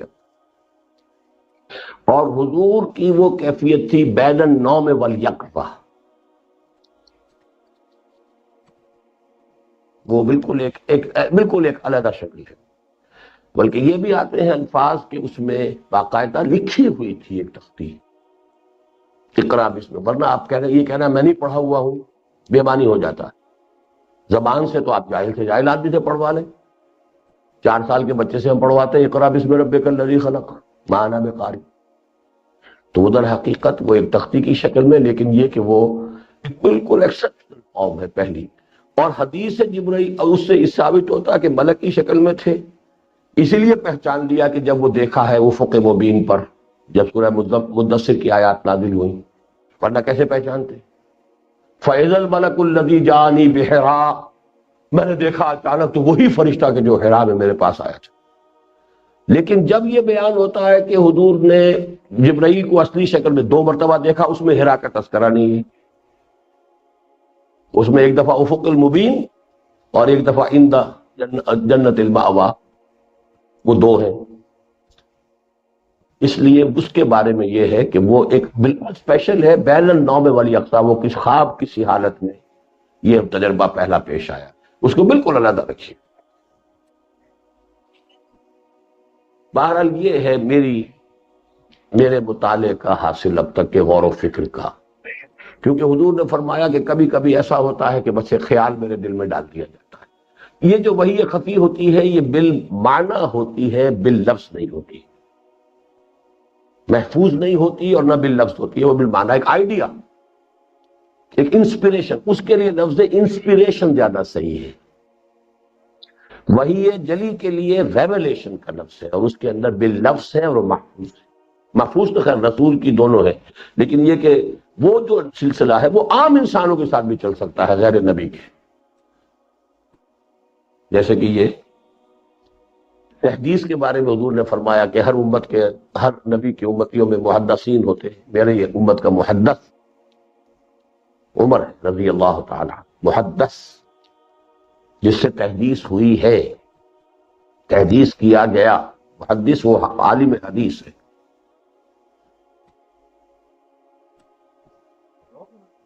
دل اندر نفس روح میرے، اب اصل میں دیکھیے دل کس بلا کا نام ہے یہ ہمیں کچھ پتہ نہیں، وہ دل یہ فزیکل ہارٹ نہ سمجھ گیا، ہم بھی کہتے ہیں میرے جی میں آیا، اب جی کس بلا کا نام؟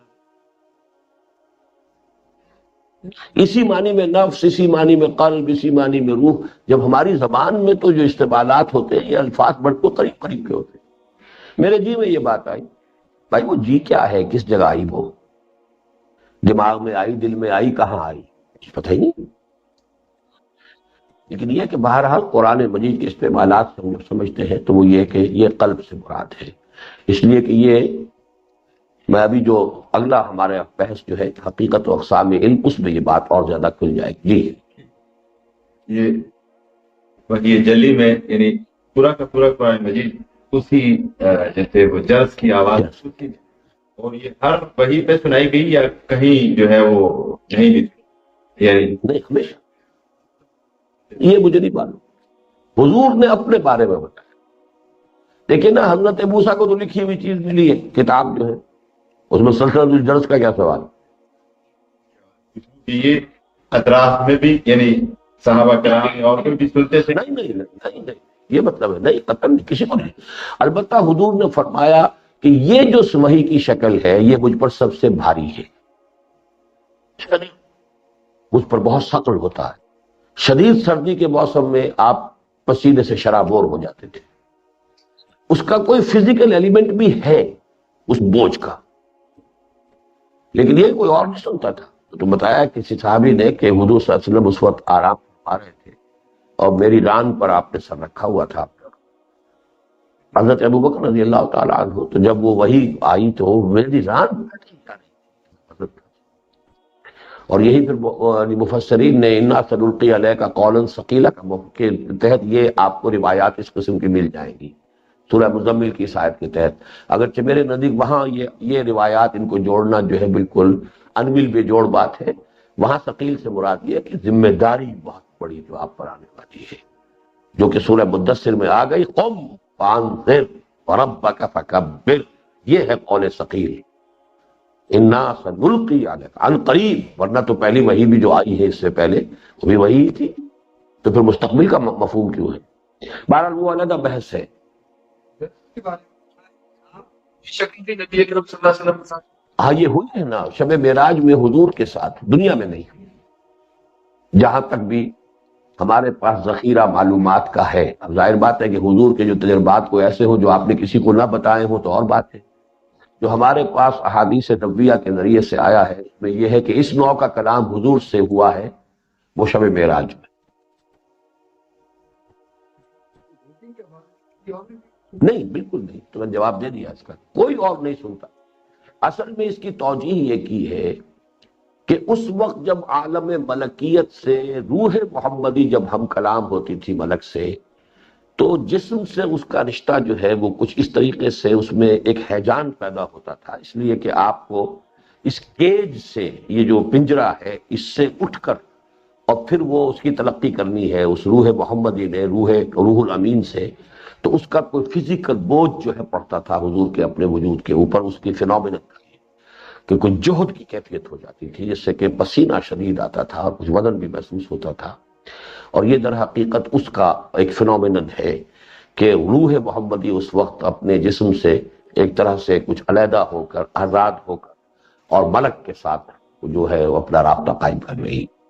تو اس میں جیسے کہ ٹینائٹس ہمارے ہاں کہلاتا ہے، کسی وقت کان سے بجنے لگتے ہیں کسی خاص کیفیت کے اندر، کسی دباؤ کے اندر، اسی دباؤ کی وجہ سے حضور کو وہ سنسناہٹ سی محسوس ہوتی تھی، سلسلۃ الجرس. یہ لیکن فینومینن جو تھا یہ خالی سبجیکٹو تھا حضور کے لیے، اس میں کسی اور کے اس تجربے کے اندر، اس کیفیت کے اندر جو ہے اس احساس میں شمولیت نہیں تھی. حضرت موسیٰ کا جو کلام ہے اس کی حیثیت جو ہے براہ حجاب. بالکل وہ تو ہے ہی ہے. ایک ہی تو تفسیر ہے اس کی، جہاں بھی آپ پڑھیں گے من وراء حجاب. اسی لیے انہوں نے کہا تھا ذرا پردہ بھی اٹھا دے پروردگار رب ارنی انظر الیک. کیا قیامت ہے کہ چلمن سے لگے بیٹھے ہیں، صاحب چھپتے بھی نہیں، سامنے آتے بھی نہیں، بات بھی ہو رہی ہے. اور مریم سے بتا دیں کہ واسطہ بھلا کیوں؟ ضروری نہیں ہے، اگر خواب میں آ گئے ہیں یا کوئی ایسی بات ہو گئی ہے وہ تو ملائکہ کی بات ہے، وہ بشکل انسان بھی ہو سکتا ہے. فتمثل لها بشر سویا، جب ایک جگہ تو صراحت موجود ہے کہ حضرت جبرائیل آئے ہیں، فارسلنا الیہا روحنا فتمثل لها بشرا سویا. لیکن جس چیز کی صراحت نہ ہو بس وہاں پر میں تو ان چیزوں کو، ان گوشوں کو لانا چاہتا ہوں آپ کے علم کے دائرے میں کہ جن کی صراحت ہے، جس کے لیے قرآن مجید میں الفاظ ہیں، لیکن عدم توجہی کی وجہ سے، کیونکہ وہ مسائل سامنے تھے نہیں تو ان الفاظ پر توجہ نہیں ہوئی ہے، ان کا حق ادا نہیں ہوا ہے، ان پر سے سرسری طور پر گزر جایا گیا. بہرحال حدیث میں جو آتا ہے وہ تین ہے کہ کبھی فرشتہ انسانی شکل میں آتا ہے، کبھی میں گھنٹیوں کسی آواز سنتا ہوں، اور کبھی یہ ہے کہ میرے دل میں ایک خیال بس القاء ہو جاتا ہے، نفس نو. وہاں وہ تین بیان ہوئی. تو اس میں یہ ہے کہ اس حدیث سے جو خفی کی جو شکلیں ہیں رویا صالحہ وہ اس کا تذکرہ نہیں ہے، لیکن یہ کہ اگر آپ جمع کریں گے ان تمام کو تو پھر یہ شکل کہ چونکہ اس آیت میں دو وحیاں ہیں، ما کان لبشر ان یکلمہ اللہ الا وحیا او من وراء حجاب، وہ دو وہاں آ گئے، او یرسل رسولا فیوحی باذنہ ما یشاء، اس تیسری شکل میں سے ایک کو بیان کر دیا. دوسری جو ہے، بلکہ یوں بھی کہہ سکتے ہیں کہ یوں ہی کہا ہے، تو وہ اگر انسان آتا ہے یعنی فرشتہ انسان کی شکل میں تو اس کو وحی نہیں کہیں گے. لیکن وحی کس کو کہتے ہیں؟ وحی کی ڈیفینیشن ہے اعلام بالسرعۃ والاخفاء.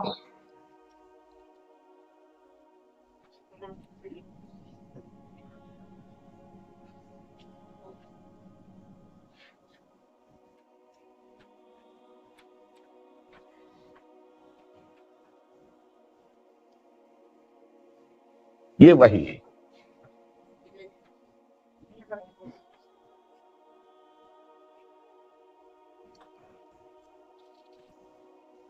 کسی کو کوئی بات بتا دینا جلدی سے چھپا کر. مکی کی جو وحی آئی ہے اس کا کیا وحی کا مطلب یہ ہے کہ جیسے یہاں بتایا گیا روح، یا جیسے کل آپ سے بتایا تھا کہ وائرلیس کا جو آلہ اس کے پاس میں ہوگا تو وہی اس کو ایکسپٹ کرے. ابھی ہم جو وحی کی بات کر رہے ہیں وہ انسانوں والی وحی ہے. باقی آسمانوں کو وحی، فرشتوں اور اس کو فرشتوں کو وحی، اور موسیٰ کو وحی، انہیں موسیٰ کی وحی تو اس میں آ جائے گی نا، انسانوں میں آ گیا. اور یہ کہ مکھیوں کو اور کتوں کو اور بلی سب کو وحی ہے. یعنی اصل میں جبلی ہدایت جو اللہ تعالیٰ نے ہر ذی جان کے اندر، ذی حیات میں رکھی، جبلی وہ بھی وحی ہے. اس کی وہ انگرینڈ وحی ہے اللہ کا کہ وہ ہدایت اس کے اندر انگرینڈ ہے، اس کے جینز کے اندر موجود ہے، وہ بھی وحی ہے. اس لیے کہ یہ اب بس جی جلسہ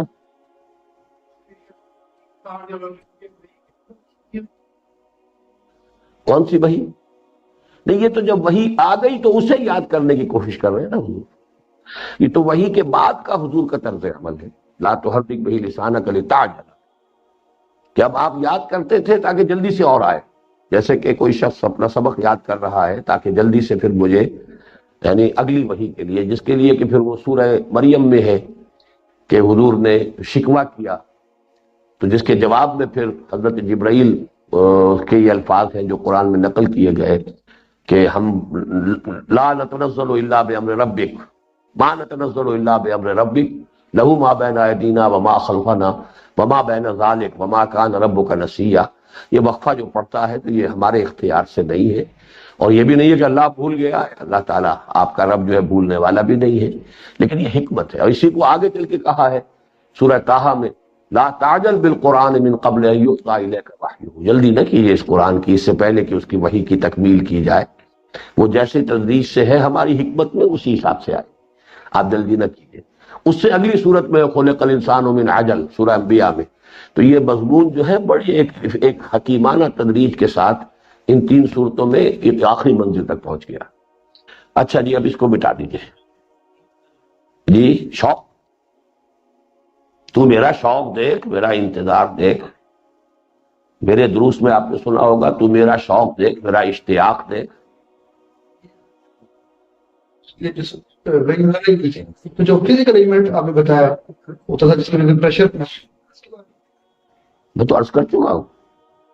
کیا اب اس کو میں کیا کروں، مجھ پر تو نہیں ہوا ہے، لیکن یہ کہ جو بھی یہ ہوتا تھا یہ کوئی فزیکل ایلیمنٹ ہے جس کے یہ اثرات، اور وجہ اس کی یہ ہے کہ اس وقت یہ جو روح اور جسم حیوانی یا جسم بشری جو ہے، حیوانی کا لفظ حضور کے لیے تو استعمال کرنا مناسب ہی نہیں ہے، یہ جو جسد بشری ہے اور اس کے ساتھ روح محمدی، اس میں کوئی ایک اختلال پیدا ہوتا تھا. جو بھی نارمل کنڈیشنز ہے کہ روح اس میں سے نکل کر اس سے اوپر اٹھ کر اور وہ ترقی کر رہی ہے، اس کے نتیجے میں یہ کچھ اثرات فزیکل جسم پر پڑتے تھے. اس کے رد عمل میں کہہ لیجیے. یہ بھی تو آپ کا یہ آپ کی رائے ہے جی. یہ تو جیسے کہ فرشتہ جو ہے وہ جسد میں بہت لطیف فرشتہ داخل ہو سکتا ہے اندر، لیکن یہ کہ اصل میں جو اس معاملے کے اندر جو میں نے خاص طور پہ اس وقت تذکرہ کیا ہے کہ آپ نے ابھی پڑھا ہوگا، وحی کے ضمن میں جو سب سے بڑی ٹھوکر لگی ہے، جو ہمارے اس ملک میں ایک بہت بڑی سیاسی تحریک بن گئی تھی، ڈاکٹر فضل الرحمان کا جو ان کی کتاب اسلام تھی، اس میں وحی کی حقیقت کے بارے میں انہوں نے وہ بات کہہ دی تھی، پھر جس کے پر میں نے وضاحت کی کہ یہ صرف انہوں نے نہیں کہی ہے، سر سید احمد خان نے ان سے زیادہ 100 گنا زیادہ عریاں الفاظ میں کہی ہے. اور ڈاکٹر فضل الرحمان صاحب کا جو تھیسس تھا ڈاکٹریٹ کا، اس میں بھی انہوں نے یہ ابن سینا، فارابی، کندی تینوں کے حوالے دے کر ثابت کیا. تمام فلاسفہ کا یہی قول رہا ہے. اس لیے کہ وہ جو ہم نے جو تنزلات کا معاملہ دیکھا ہے، فلسفیوں کے تنزلات میں فرشتہ تو کوئی ہے ہی نہیں. وہ تو احدیت، واحدیت، احدیت، وحدت، واحدیت، روح، مثال، اور پھر مادہ اور انسان. تو اصل میں یہ چیزیں ہیں صوفیہ کا. یہ اصل میں صوفی فلسفی یہ دونوں ایک ساتھ ملے جلے ہیں. وہ خالص جو ہے انہوں نے وہ 10 عقلیں اور 10 جو ہے وہ 9 افلاک، اس میں بھی کوئی تذکرہ نہیں، اس میں تو کوئی روح کا بھی نہیں کوئی ذکر. تو یہ جو فلسفے پر مبنی تصوف تھا اس وقت کا، ان چیزوں سے جیسے متکلمین کو فلسفے سے گریپل کرنا پڑا ہے، تو صوفیاء کو بھی تو فلسفے سے گریپلنگ کرنی پڑی، تو انہیں بھی کوئی نہ کوئی جوڑ ملانے پڑے۔ تو فلسفہ جو ہے ایک ہستی کو تو مانتا ہے کہ کوئی تو ہے بھائی، اب اسے آپ ایبسولوٹ بینگ کہیں، عقل اول کہیں، سبب اول کہیں، انموڈ موور کہیں، کچھ تو کہنا پڑے، علت العلل کہیں، جو کہیں کچھ تو ہے، ایک تو ہے، لیکن اس کے علاوہ کسی انسین کو مارنے کو تیار نہیں تھا۔ پھر واقعی سین ہونا چاہیے، پھر باقی جو ہمارے حواس خمسہ کی گرفت میں آئے پھر وہ شے جس کو ہم مانیں گے، ہاں ایک انسین میں ایک ہستی کو ماننے کو تیار ہے۔ یہ ہے وہ کمزوری جس کی وجہ سے جن کا بھی انکار، فرشتے کا بھی انکار، they are unseen invisible, you can see them, اس وجہ سے انکار۔ اسی لیے انہیں بھی وحی کی توجیہ کرنی پڑی کہ یہ وہی عقل کل جو ہے، یہ عقل عاشر ہوگی شاید ان کے کہنے کے مطابق، عقل نبی اس کے ساتھ متصل ہو جاتی ہے، لے آتی ہے، اللہ اللہ خیر، فرشتہ بیچ میں کہیں نہیں ہے۔ اسی طریقے سے سر سید نے کہا، وہ شعر تو آج آپ پڑھ چکے ہیں، ہما گفتار معشوق است قرآن کے مندارم جبریل امی قرآن با پیغام نمی خام، یہ تم لوگوں کا وہ ڈکوسلا ہے، جبرائیل قرآن لے کر آیا، ہم نہیں ماننے کو تیار، قرآن مانتے ہیں لیکن ہمارے معشوق کا کلام ہے، اور یہ ذو معنیین ہے، معشوق اللہ بھی ہو سکتا ہے، سارا اللہ کا کلام ہے، اور محمد بھی ہو سکتا ہے صلی اللہ علیہ وسلم، معشوق اور محبوب، تو یہ ان کا کلام ہے، تو یہ تو ذو معنیین ہے کہ اعتراض کریں گے تو ادھر چلے جائیں گے، اور ویسے اگر کوئی شخص یہی سمجھے تو اچھا چلو یہی سمجھ کر نکل جائے، تو اگر نہ وہ زیادہ کراس کوسچننگ کرے گا۔ یہ مسئلہ ہے اصل میں جس پر کہ پھر طوفان اٹھا ہے، اور اس لیے فرشتے کو صاحب تشخص وجود ماننا لازم ہے۔ ویسے آپ کو معلوم ہے یہ بحث میری پوری آتی ہے اس میں سورہ حج کے آخری رکوع کے درس کے، اللہ یصطفی من الملائکۃ رسلا ومن الناس، اللہ چن لیتا ہے فرشتوں سے بھی اور پھر انسانوں میں سے بھی۔ یہ جو لنکس ہیں دو وحی کی، اسی میں ٹھوکر کھائی ہے سر سید نے بھی، اسی میں ٹھوکر کھائی ہے پرانے جو معتزلہ ہیں انہوں نے بھی، اور پرانے جو ہمارے یہ فلسفی تھے، اور اسی میں ٹھوکر کھائی ہے ڈاکٹر فضل الرحمان نے بھی۔ ڈاکٹر فضل الرحمان نے یہ بھی کہا ہے، یہ کہنا بھی 100% درست ہے کہ یہ اللہ کا کلام ہے، لیکن اتنا ہی درست یہ بھی ہے کہ یہ محمد کا کلام ہے، اس لیے کہ یہ ایک فوارہ ہے علم کا یا ہدایت کا جو قلب محمدی سے پھوٹا ہے، ایک فوارے لائک فاؤنٹین۔ اصل بات کیا ہے، نفی ہو رہی ہے جبرائیل کی، فرشتے کی، ایکسٹرنل کوئی ایجنٹ نہیں ہے اس کا لانے والا۔ دل ہم بھی مانتے ہیں، نزل بہ الروح الامین علی قلبک، تو قلب تک براہ راست جو ہے فرشتے کی رسائی ہو سکتی ہے، وہ چونکہ عالم امر کی شے ہے، اور روح محمدی جس کا مسکن جو ہے وہ قلب محمدی ہے، وہاں تک اس کی براہ راست رسائی اس نے وہاں پہنچایا۔ اس میں ان کانوں کا آنکھوں کا کوئی سوال نہیں۔ ان کانوں کا آنکھوں کا جو معاملہ آ گیا، وہ فرشتہ جب انسانی شکل میں آیا، وہ وہی جو ہے وہ قرآن میں شامل نہیں ہے، اس کا اہم ترین حصہ جو ہے، اہم ترین صورت اس کی جو ہے وہ وہی ہے، وہ جو حدیث جبرائیل ہے، اتنی اہم کہ حضور فرماتے ہیں کہ یہ جبرائیل سے آئے تھے، یعلمکم دینکم اذ لم تسألوا، جب تم نے نہیں پوچھا تو اللہ نے جو ہے تمہاری ضرورت پوری کی ہے، اور جس کو ام السنہ کہا گیا قرآن میں نہیں، وہ وہی جو ہے بشکل انسان آیا، تو نبی کے بھی حواس ظاہری نے اس کی تلقی کی ہے، یہ وہی نہیں ہے، وہی ہوگی جس کو نبی کی روح نے جس کو ریسیو کیا، ریسیپینٹ روح محمدی ہے، وہ وہی ہے۔ چلیں جی، اب آئیے جو اقسام علم کے حوالے سے، لگاؤ بھائی اس کو ذرا، نہیں اب نہیں، اب سوال بعد میں، وقت ختم ہو جائے گا بالکل۔ کوئی ایک سیشن اور رکھیں گے سوال جواب کا، اس میں آپ سب لوگ جمع کرتے جائیے۔ یہ بھی اللہ تعالیٰ کے جو بڑے بڑے فضل مجھ پر ہوئے ان میں سے ایک یہ بھی ہے کہ علم کی دو قسموں کو ڈسکریٹلی پوری وضاحت کے ساتھ اللہ نے مجھ پر منکشف کیا ہے۔ چیزیں موجود ہیں سابقہ بھی، لیکن piece by piece, bit by bit, مختلف جگہوں پر، لیکن یہ بات تو جو ہے شاید آج تک کسی نے نہ کہی ہو، کیونکہ میرا وہ جو ایک تجزیہ تھا کہ سورہ بقرہ کے پہلے 4 رکوع در حقیقت ایک اعتبار سے، بلکہ 2 رکوع، تیسرا اور چوتھا، یہ مکی قرآن کا خلاصہ ہے، اور مکی قرآن میں جو دعوت آئی ہے اللہ کے نبی کی، اس کا خلاصہ تیسرے رکوع کی آیت میں ہے، دعوت عبادت، دعوت ایمان باللہ، ایمان بالرسول، ایمان بالجنہ، ایمان بالنار، بعث بعد الموت، یہ ساری باتیں بڑی گاڑھی شکل میں تیسرے رکوع میں۔ اور جو فلسفہ دین ہے، فلسفہ ہے، اس کا خلاصہ جو ہے وہ وہاں آ گیا۔ خیر و شر کی کشمکش کیا ہے، یہ ابلیس اور آدم کا یہ جھگڑا کیا تھا، جس کا سارا یہ مظہر ہے، اصل میں تو اسی کی عداوت و دشمنی ہے جو پھیلی ہوئی ہے۔ آدم کا مقام کیا تھا؟ آدم کو خلافت عطا کی گئی، آدم کو اسماء کا علم دیا گیا۔ تو علم کی بھی دو قسمیں، اگرچہ مقولہ تو بہت عرصے سے چلا آ رہا ہے، غالباً ابن خلدون کا یہ قول ہے کہ العلم و علمان، علم دو طرح کے علم ہے، علم الابدان و علم الادیان کہا ہے۔ اس کے پہلے حصے کو میں نے جو کہ قبول کیا ہے، لیکن اس کی تشریح وہ نہیں ہے جو وہاں ہو رہی ہے۔ علم الابدان تو یوں سمجھئے کہ فزیکل سائنسز کا علم ہے، فزیکل باڈیز کا علم، بدن اسی کو کہتے ہیں، فزیکل ایگزسٹنس جس کی ہے۔ اور ایک علم الادیان ہے، دین بحث کرتا ہے، پھر جو ہدایت ہے، پھر اس میں فلسفہ بھی آ جائے گا، ایمانیات بھی آ جائے گی، میٹا فزکس بھی آ جائیں گے، پھر ہدایت جو ہے نظام بھی آ جائیں گے، تدبیر المنزل بھی آ جائے گی جو شاہ ولی اللہ کی اصطلاح ہے، وہ سارے معاملات سے بڑھتے جائیں گے۔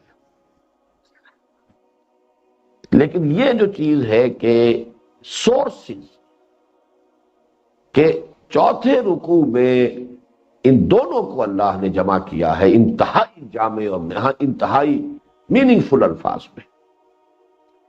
ایک علم الاسماء ہے اور ایک علم ہدایت ہے۔ وہ آخر میں فَإِمَّا يَأْتِيَنَّكُم مِّنِّي هُدًى فَمَن تَبِعَ هُدَايَ فَلَا خَوْفٌ عَلَيْهِمْ وَلَا هُمْ يَحْزَنُونَ۔ پہلے وہ ہے علم آدم الاسماء کلها۔ اگرچہ یہ آیت جو ہے مشکلات القرآن میں سے ہے، یہ کہ اس سے مراد کیا ہے، کس کے نام دے دیے گئے، لیکن اسماء کلها سے مراد جن لوگوں نے لی ہے، میں جن کی رائے سے متفق ہوں، وہ یہی ہے کہ تمام اشیاء کا علم ہے یہ، all physical knowledge، علم الابدان۔ اس لیے کہ انسان کا علم جو ہے اشیاء کا، وہ اسی حوالے سے ہوتا ہے کہ وہ اسے کوئی نہ کوئی نام دیتا ہے۔ جیسے ہر سائنس کی ایک ٹرمینالوجی ہے، وہ ٹرمینالوجی ٹرمز بھی ہے، وہ بھی نام ہے، عنوان ہے۔ اسی طریقے سے اشیاء کو ان کے خواص کا، ان کی تاثیرات کا علم جو ہے ان کے ناموں کے حوالے سے وہ اپنے ذہن میں لیتا ہے۔ تو علم الاسماء جو ہے در حقیقت یہ وہ فیکلٹی ہے، یا جس کو یوں سمجھیے پوٹینشلی بالقوہ حضرت آدم میں بات رکھ دی گئی، جیسے کہ آم کا پورا درخت جو ہے آم کی گٹھلی کے اندر موجود ہوتا ہے۔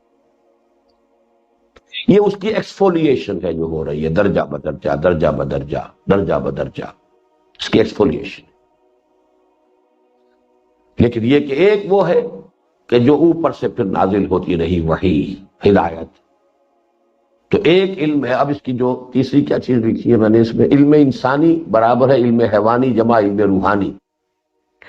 آدمی زیادہ ترفع، یہ گویا کہ ہماری جو حقیقت انسان کی جو تقسیم ہے اس کے اعتبار سے، اب وہ جو انسان کا حیوانی وجود ہے اس کا علم، وہ جو علم حاصل کرتا، اور ایک جو انسان کا روحانی وجود ہے وہ جو علم حاصل کرتا، یہ دو علم، یعنی وہ اس تقسیم کے حوالے سے۔ اور اس میں شاہ صاحب کا یہ جو ہے ابقاء اول، ابقات کا، یہ کتاب ہے، اردو ترجمہ بھی اب مل جاتا ہے اس کا، لیکن میں بھی نہیں پڑھ سکا ہوں، تو آپ کیا پڑھیں گے، الا یہ کہ پہلے فلسفہ منطق ساری جو ہے قدیم وہ پڑھیں تو تب پڑھیں اس کو۔ اس لیے کہ وہ قدیم فلسفہ اور منطق کی بنیاد پر فلسفہ دین اور خاص طور پر جو ایمانیات ہیں ان کو مرتب اور مدون کرنے کی یوں سمجھیے کہ آخری کوشش ہے ابقات میں جو ہوئی ہے۔ اور ان کا کہنا یہ ہے کہ میں نے اپنے دادا کے وہ چھوٹے چھوٹے رسالے لمعات، سطعات، ہمعات، ان کی تسہیل کے لیے میں نے یہ کتاب لکھی، اور یہ اتنی مشکل ہے کہ دانتوں پسینہ آتا۔ مشکل وہی ہے کہ آپ کو اس کی ٹرمینالوجی معلوم ہو۔ اب اقبال کے جو ہیں یہ اصل میں لیکچر، اس میں بھی سب سے بڑی مصیبت یہی ہے کہ اب فلسفے کی ٹرمینالوجی ہے، اب آدمی چکرا جاتا ہے، ontological, teleological, cosmological arguments of the existence of God. کیا بلا ہے یہ ٹیلیولوجیکل آرگومنٹ اور آنٹولوجیکل آرگومنٹ، اور تو اب یہ تو بہرحال جس نے فلسفہ پڑھا اسی کو پتا۔ تو اس حوالے سے لیکن اس میں جو بہترین انہوں نے جو اب کا اول ہے 1 صفحے کا ہے، لیکن میں اس کی اتنی قدر و قیمت سمجھتا ہوں. انہوں نے کہا ہے کہ انسانی علم کے 3 دائرے ہیں: علم بالحواس، علم بالعقل، علم بالقلب.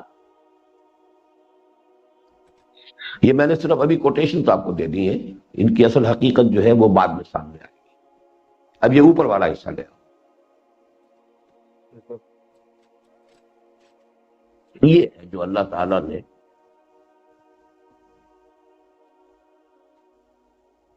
اب اس علم کی اقسام کو اوپر لکھ لیجئے آپ اپنے، اور یہ شاہ صاحب کے تقسیم کے حوالے سے میں نے یہ عنوان اس کا معین کیا، اس لیے کہ یہ تو 3 کہہ رہے ہیں، جبکہ میں عنوان قائم کر رہا ہوں العلم و علمان، علم 2 ہیں،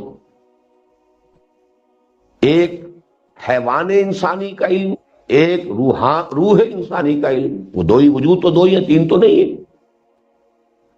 اس حوالے سے علم بالحواس اور علم بالعقل یہ ایک علم ہے کہ جو ہمارا وجود حیوانی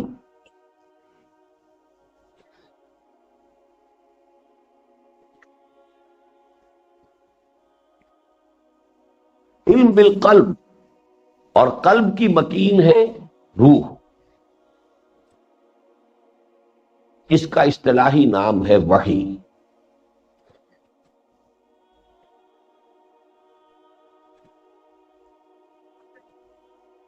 یہاں چونکہ میں نے اکثر مفسرین سے ایک معاملے میں اختلاف کیا ہے، بڑی ہمت اور جرأت، لیکن اگرچہ معذرت کے ساتھ، آیات حکمت جو ہیں ان میں سے میرے نزدیک بڑی عظیم ہی آیت میں سے وہ بھی ہے وَلَا تَخْفُ مَا لَيْسَ لَكَ بِهِ عِلْمٌ إِنَّ السَّمْعَ وَالْبَصَرَ وَالْفُؤَادَ كُلُّ أُولَٰئِكَ كَانَ عَنْهُ مَسْئُولًا.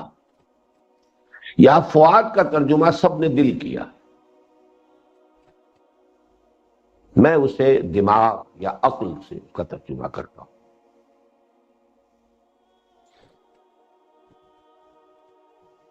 اس لیے کہ یہ اس کے لیے ایک اور عنوان لکھ لیجئے، یہ علم بالحواس، علم بالعقل، یہ اکتسابی علم ہے. اکتساب آپ کرتے ہیں، آپ حاصل کرتے ہیں، جتنی محنت کریں گے حاصل کر لیں گے. اس میں آپ کی انٹینشن اور ایفرٹ کو دخل ہے. وہ علم وہبی ہے، آپ لاکھ سر پٹک لیں آپ کو نہیں ملے گا اگر اللہ نہ دے. اس علم میں آپ ایک پیسو ریسیپینٹ ہیں، you are not an active recipient. ایون ما کنت ترجو ان یلقا الیک الوحی، کیا ہے عاقفہ ہے؟ ما کنت ترجو الا ان یلقا الیک الکتاب. اے نبی آپ تو امیدوار تھے ہی نہیں، نہ کہیں مراقبے کرتے تھے جا کے اس کام کے لیے کہ وہی مجھ پر آئے، کتاب نازل ہوتا ہے. وہ اکتساب کو کوئی دخل، وہ وہبی علم ہے خالص. نبوت ملکہ وہبی ہے، یہ ہمارا اجماعی عقیدہ ہے، اکتسابی نہیں ہے. اب تو خیر ویسے ہے کہنا نہیں چاہیے اکتسابی نہیں تھا، اب تو ویسے ہی خلاص ہو گیا، بالکل اس کا سلسلہ بند ہو گیا. ان السمع والبصر، یہ حواس، والفؤاد، اس حواس سے حاصل شدہ سینس ڈیٹا کو پروسیس کرنے کی فیکلٹی جو انسان میں، وہ فؤاد ہے. فؤاد کے لفظ کے جتنے استعمالات میں نے دیکھے ہیں، میں حیران ہوں کہ کیوں اس پر اتنی ذہول ہوا ہے لوگوں کو. اصل میں مکھی پر مکھی مارنا جو ہے وہ زیادہ تر جو ہے رواج رہا ہے. فائدہ کسے کہتے ہیں؟ کسی شے سے جو چیز حاصل ہو رہی ہو. پرانی کتابوں میں آپ نے دیکھا کچھ لکھا ہوا پھر فے کا نشان لگا ہوا، فے فائدہ ہوتا ہے، یعنی اس بات کا ایک فائدہ یہ بھی ہے، ایک اس میں سے ہمیں یہ حقیقت بھی مل رہی ہے، فائدہ، اس کا فائدہ یہ ہے. لحم الفعید کہتے ہیں وہ گوشت جس کو خوب بھون کر جو ہے اس کا پانی وانی نکل گیا اور اس کو آپ نے روسٹ کیا، وہ فعید ہے، جلا ہوا. حیرت ہوتی ہے کہ اس کے دل کیوں کہتے، اس لیے کہ دل میں جلن بھی ہوتی ہے، آدمی کا صدمہ ہوتا ہے، رنج ہوتا ہے، شاید اس وجہ سے لے گئے اس کو. لیکن یہ کہ واقعہ یہ کہ دل کے لیے تو لفظ قلب یا کوئی اور اس طرح کا لفظ، اس کے آس پاس کے کوئی قلب کے لیے قلب کے لفظ کی مناسبت ہے؟ بدلتا رہنا، ہر وقت بدلتا ہے، اس کی کیفیت ایک رہتی ہی نہیں، کبھی رنج، کبھی راحت، کبھی خوشی، کبھی غم، کبھی پھیل رہا، کبھی سپڑ رہا، فزیکلی بھی اور ایموشنلی بھی۔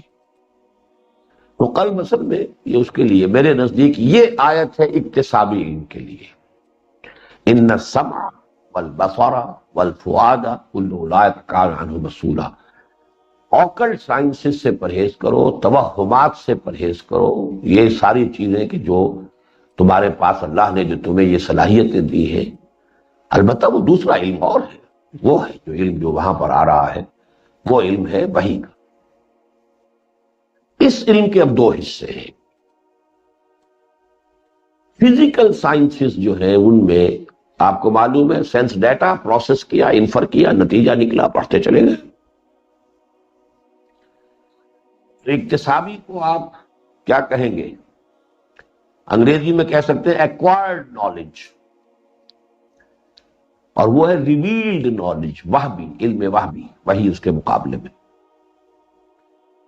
یہ علم اسماء کی شکل ہے کہ جو سائنس اور ٹیکنالوجی کی بے شمار اس all exfoliation of that potential علم الاسماء جو آدم کو دے دیا گیا، اور یہی وہ علم ہے کہ جو اب اس حد تک جا رہا ہے کہ عروج آدم خاکی سے انجم سہمے جاتے ہیں کہ یہ ٹوٹا ہوا تارا مہ کامل نہ بن جائے۔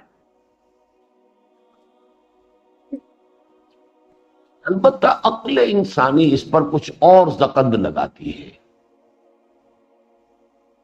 وہ حقائق کو بھی جاننا چاہتی ہے، عقل اس کی پیاس ہے۔ حقیقت الحقائق مجھے معلوم ہو، حقیقت نفس الامری مجھے معلوم ہو، پھر یہ کہ مجھے کیا کرنا چاہیے، نظام کیسا بنانا چاہیے، عورت اور مرد کے معاملات اس کا کیا قانون ہو، کیا ضابطہ ہو، فرد اور اجتماعیت کے مابین کیا بیلنس ہو، معاشرے میں ظلم نہ ہو، اونچ نیچ نہ ہو، سکون ہو، اطمینان ہو، how to achieve these values. ان سب کا نام عقل کے تحت جب یہ کویسٹ ہے تو اس کا نام فلسفہ ہے۔ اس کی سورس عقل ہے، منطق ہے۔ اگرچہ جیسے جیسے سائنس کا علم بڑھا ہے اس فلسفے کی بھی شکل بدلتی چلی گئی۔ کبھی وہ فلسفہ جب تک کہ سینس ڈیٹا بہت کم تھا، فزیکل سائنسز کا نالج کم تھا، سارا دار و مدار لاجک پر تھا۔ اسی لیے فلسفی کے لفظ کو اگر آپ جاننا چاہیں کہ کیا بنا ہے، فائلوسافی ہے یہ۔ Philo relating to ton, logic, language.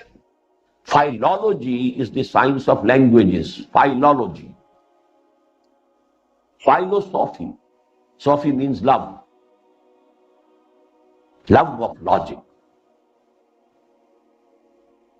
تھیوسافی، love of religion۔ جہاں فلسفہ اور مذہب جو جڑ کر آتے ہیں وہ تھیوسافی کہلاتی، تھیوسافیکل ہال۔ تمام مذاہب کا وہ ایک بلغوبہ، اس کے تمام جو مشترک حقیقتیں ہیں ان کو تلاش کرنے کی کوشش، تھیوسافی، فلسفی، لو آف لاجک۔ اور آپ جو جدید ترین فلسفی ہے وہ تو لنگوسٹکس اب رہ گئے ہیں، باقی سب چیزیں گئی، اپنی اصل کی طرف پہنچ گئی۔ کل شیء یرجع الی اصلہ، ہر شے اپنی اصل کی طرف پہنچ جاتی ہے۔ تو یہ لینگویج سے شروع ہوئی، لاجک سے شروع ہوئی اور لنگوسٹکس پر جا رہی ہے۔ لیکن یہ کہ اس فلسفے کی